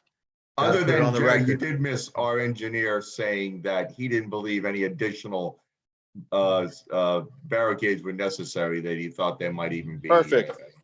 Thank you for that, Ed. Thank you for that.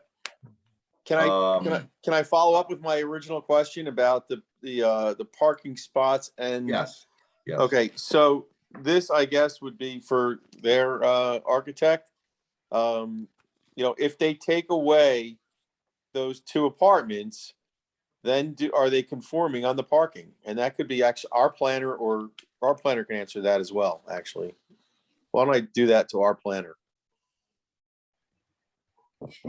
Yes, they would be, but then what if they're building up, have this Yeah, what's the space, point? and so then what's gonna go in that space? And if they then use it for as party room or something else, then they're gonna have their parking requirements gonna go up in some other direction.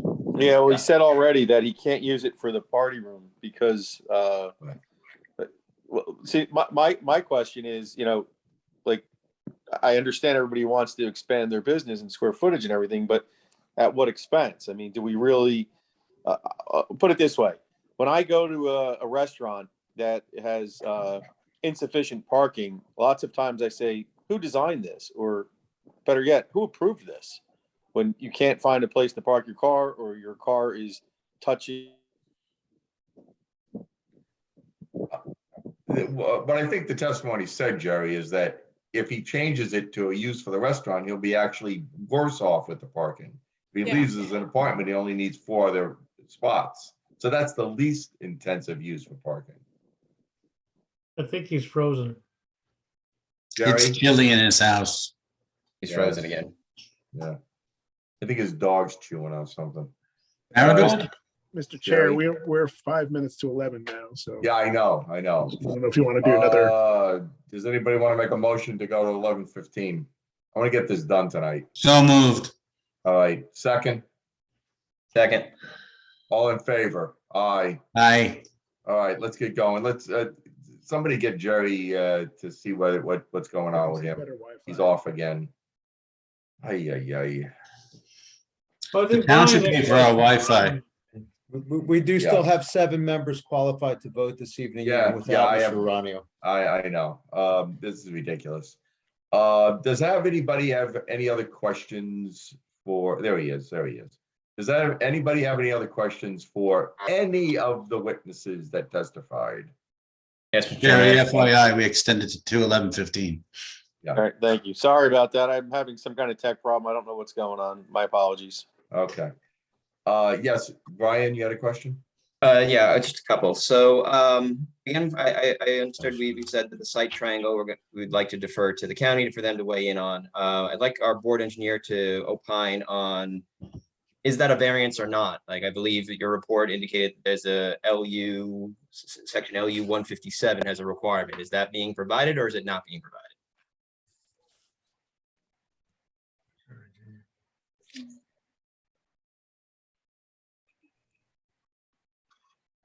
I believe it should be required to comply with the land use ordinance. Right, understood. But I'm asking is, it's not provided, and if it's not provided, it's a requested variance? Or are they saying they are compliant? I'm confused about what's happening with this.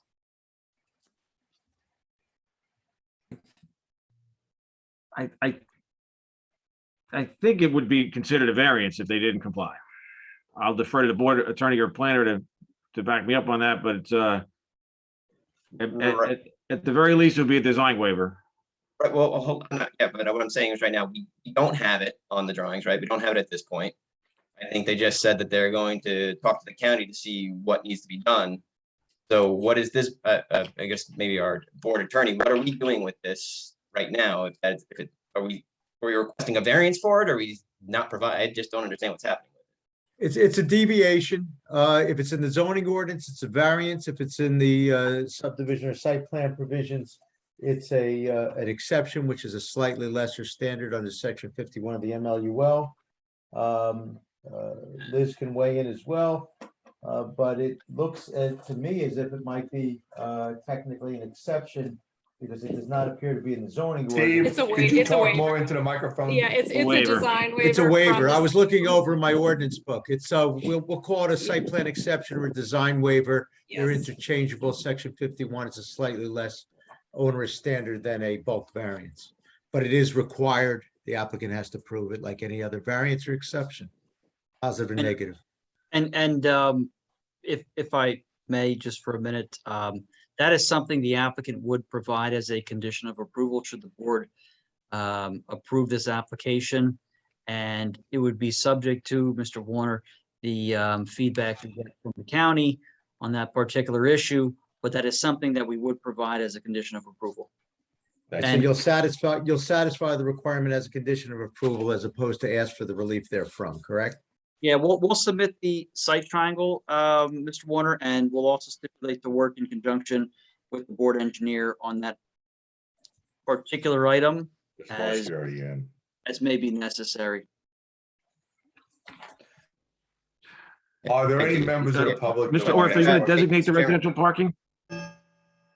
I'm sorry, I missed it. I'm sorry. Are you going to delineate the residential parking on the site?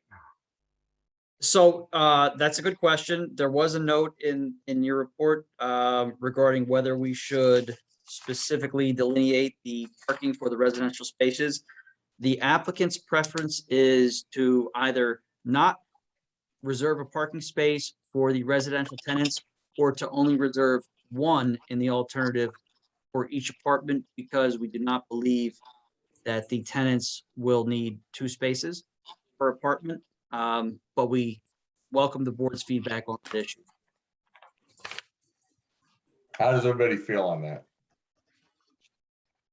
One per apartment's fine. Okay. Anyone else? Anybody else agree?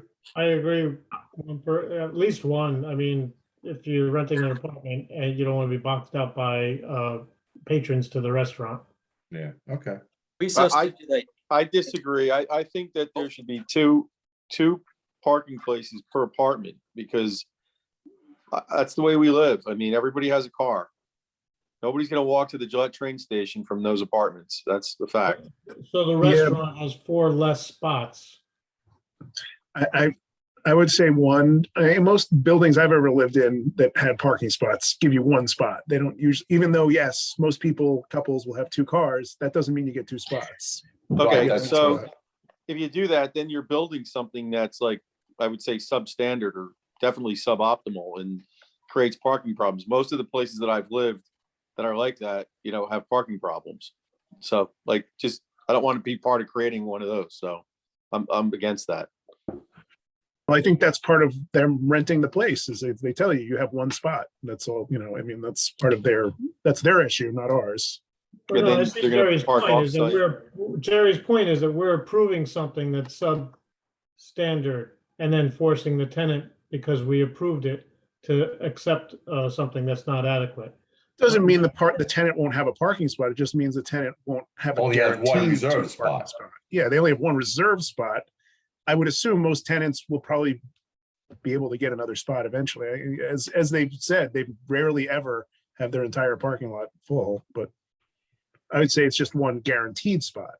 And the other spots will be open from 9 PM till 3 PM. Exactly. So how many people would like just 1 spot designated for each apartment? Okay. 1 reserved, and there are going to be others. Yes, yeah, 1 reserved, right, okay. That looks like the, what we're going through here. All right. Now, any other questions for And Mr. Chairman, if I could finish my questions.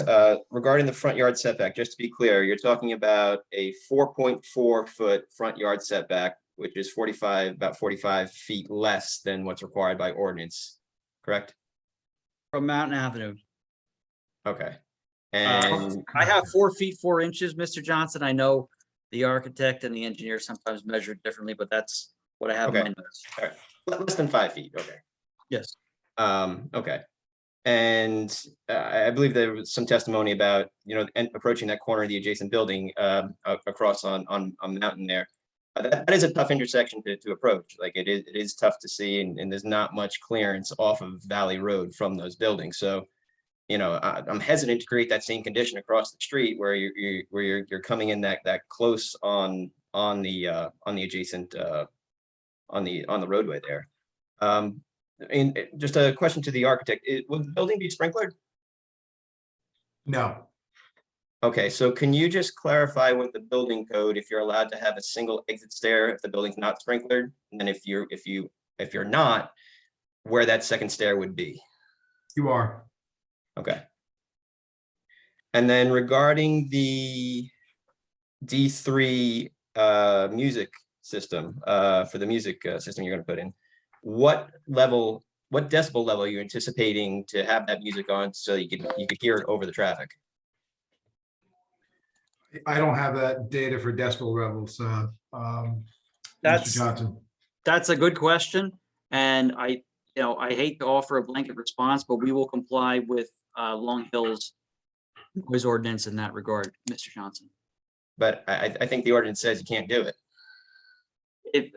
Let me, to the extent there's a ordinance in Long Hill regarding decibel levels from a restaurant, we will comply with it. Arland, do you have any, can you talk a little bit about the speaker system that we're proposing here? Our restaurant is considered a fine dining. So our music is, even if you walk in the sidewalks around the building, you cannot hear our music. So imagine our neighbors, they cannot hear at all. Our music is very low. We are not like nightclubs or stuff like that. So you can't hear our music. It's hard to hear, even if you are in our parking lot, you cannot hear our music. I understand, but this board, if it were to act favorably on this, is granting a variance to this property. And at some point in the future, if you sell this, maybe a future owner still using your system and wants to play loud music. So it's important that we establish what the threshold is on how loud music can be on this corner. Can I just answer? Yeah, Mr. Warner. I mean, there's a state. We can both weigh in on it. Go ahead. Yeah, okay.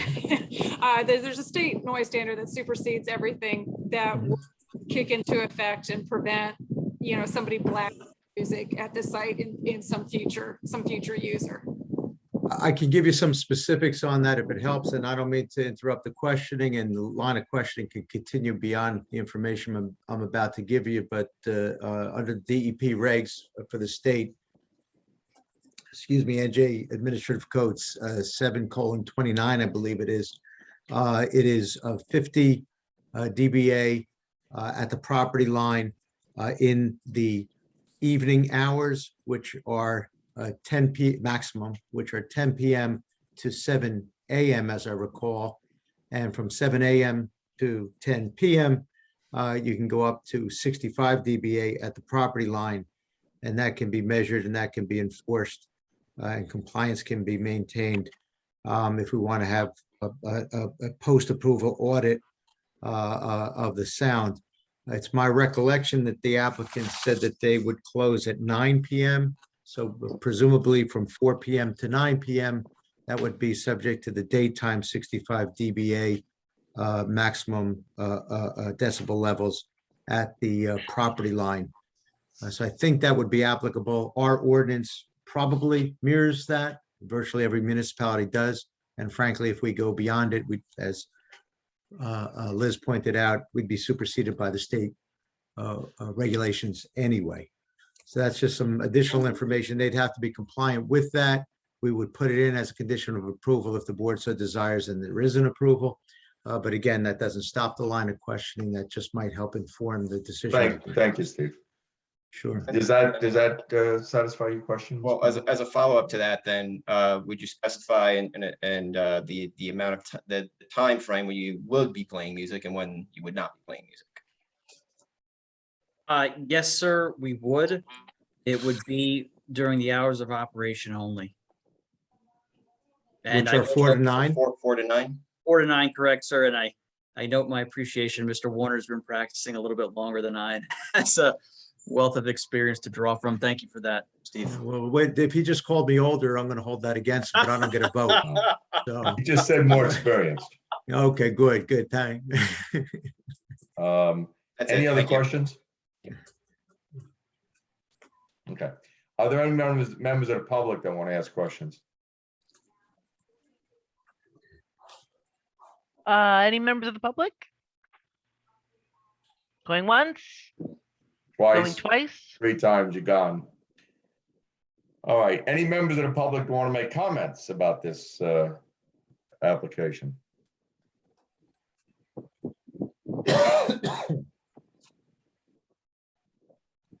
No comments by the public? Okay.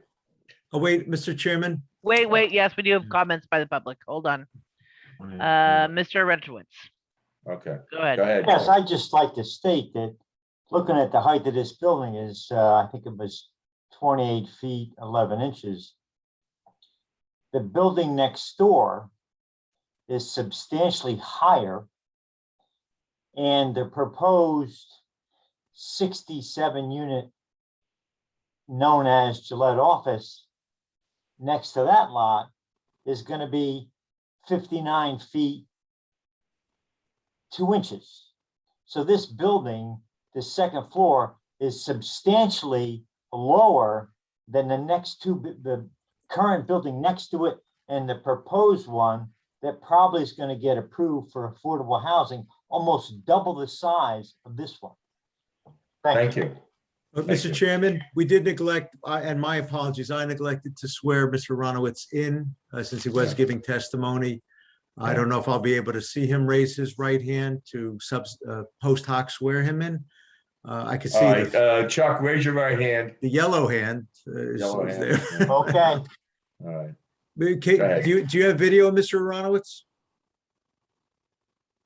I don't know if you. No. No, No, unless I make him a panelist, Mr. Warner. no, don't worry about it. Just have him swear him in. Sure, we'll We do it verbally. skirt that legal requirement. And if you raise your right hand, and do you swear to God or affirm that the testimony you just gave is the truth, the whole truth, and nothing but the truth? Yes, I do. Thank you, and Okay. let the record reflect, I could see a yellow hand in the box. That'll be your hand for tonight. Thank you. Thank you. All right, no other members of the public? Okay. Derek, do you want to sum up? Very briefly, Mr. Chairman, first of all, we thank the board and all the professionals for the time devoted to this application.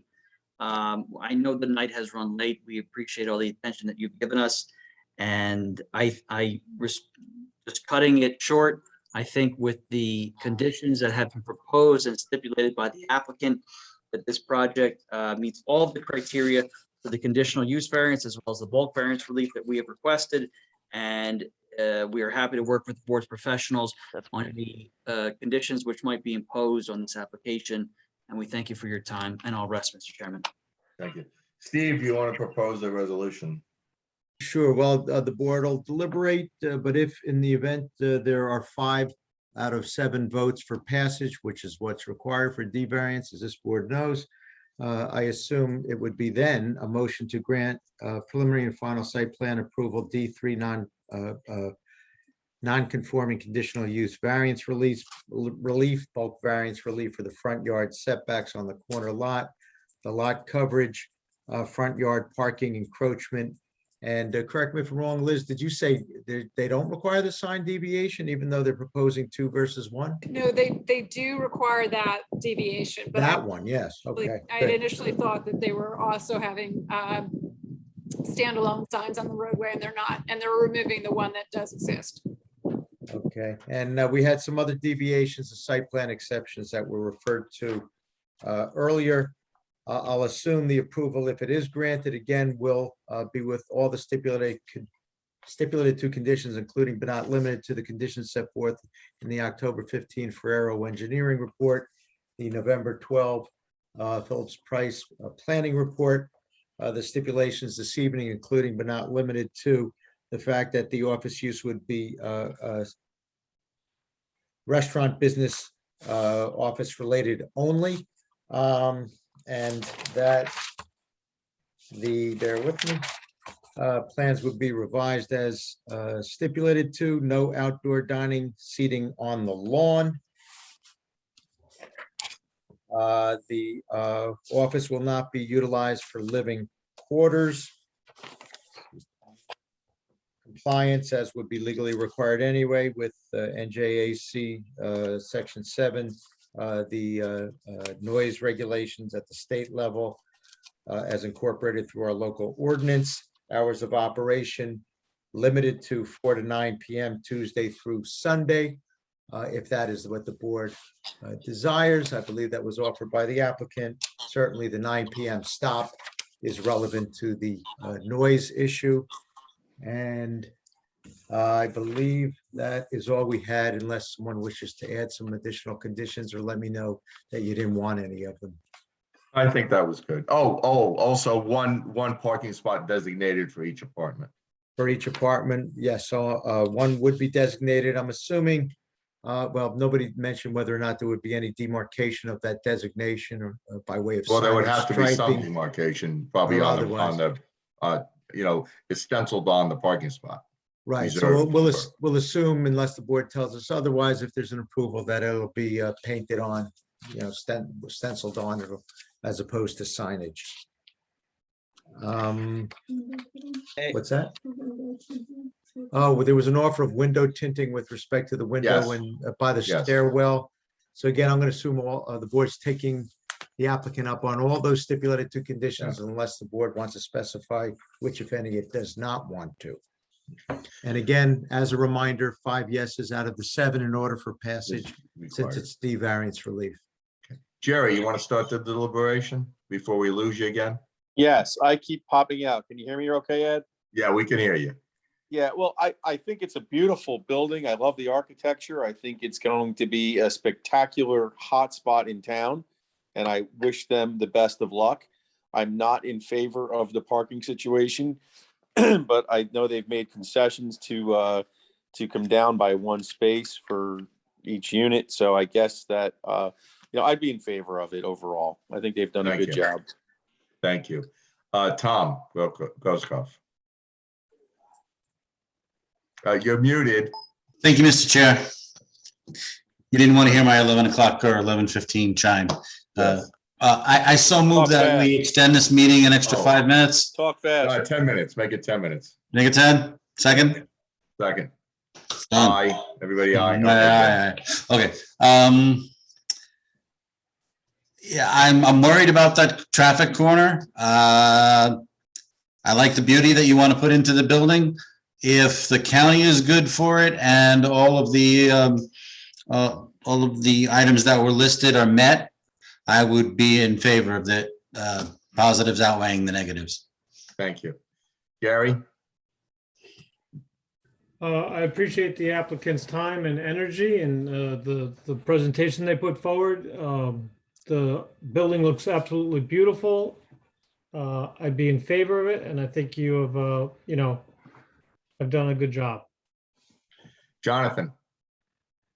Just echoing what everyone else said, I'd be in favor of this application, and thank you for bearing with us tonight. Thank you. Mike? Positives outweigh the negatives, voting in favor. Best of luck. Thank you. Jill? I'd be in favor as well. Good luck. Thank you. Did I miss anybody? No. Jerry's missing again. So The vice chairman. he's back. There he is. Okay. I would also be in favor. Mr. Chairman. Yes. The vice chairman was. Brian, I'm sorry, missed you. Sorry, go ahead, Brian.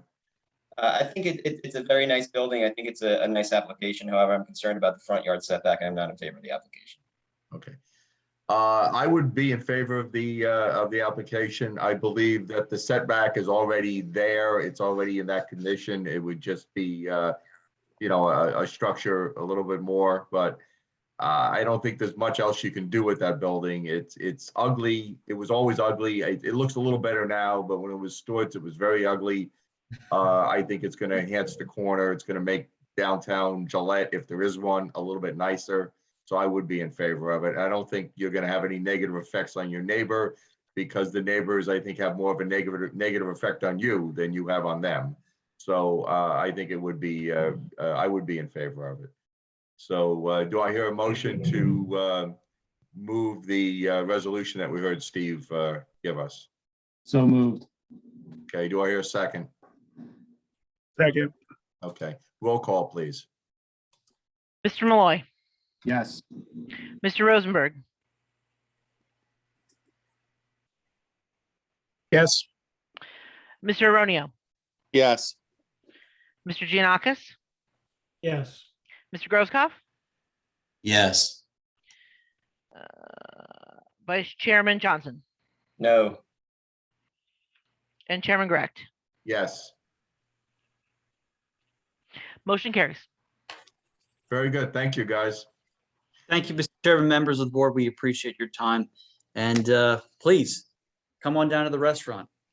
The guys would love to have you. Thanks on you. Thank Thank you. you. everyone. Thank you, guys. Thank you for the Thank you for your time. help. and Thank you for sticking with us to get this done. Oh, thank you. Yeah, I know it's a long night, but it was much better than you guys coming back. So thank you. No, Mr. thank you. And Mr. Chairman, we have one more thing to do before I know, everybody signs off. yeah, we do have one more thing. Can we have to extend the meeting for another 5 minutes to get rid of, to do a little bit of. We don't even housework need 5 here. minutes. We need 2 minutes. 2 minutes, okay? Do I hear an extension for 2 minutes? So moved. All right, second, aye. Everybody's Thank you, aye, good, Chair. okay.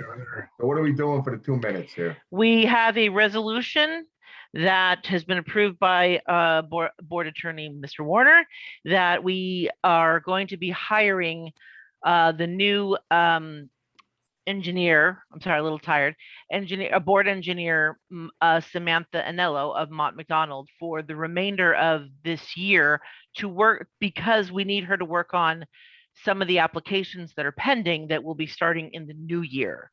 So in order to not keep these applicants waiting, to keep the reviews, everything moving along, we need a resolution and a contract with our new board engineer.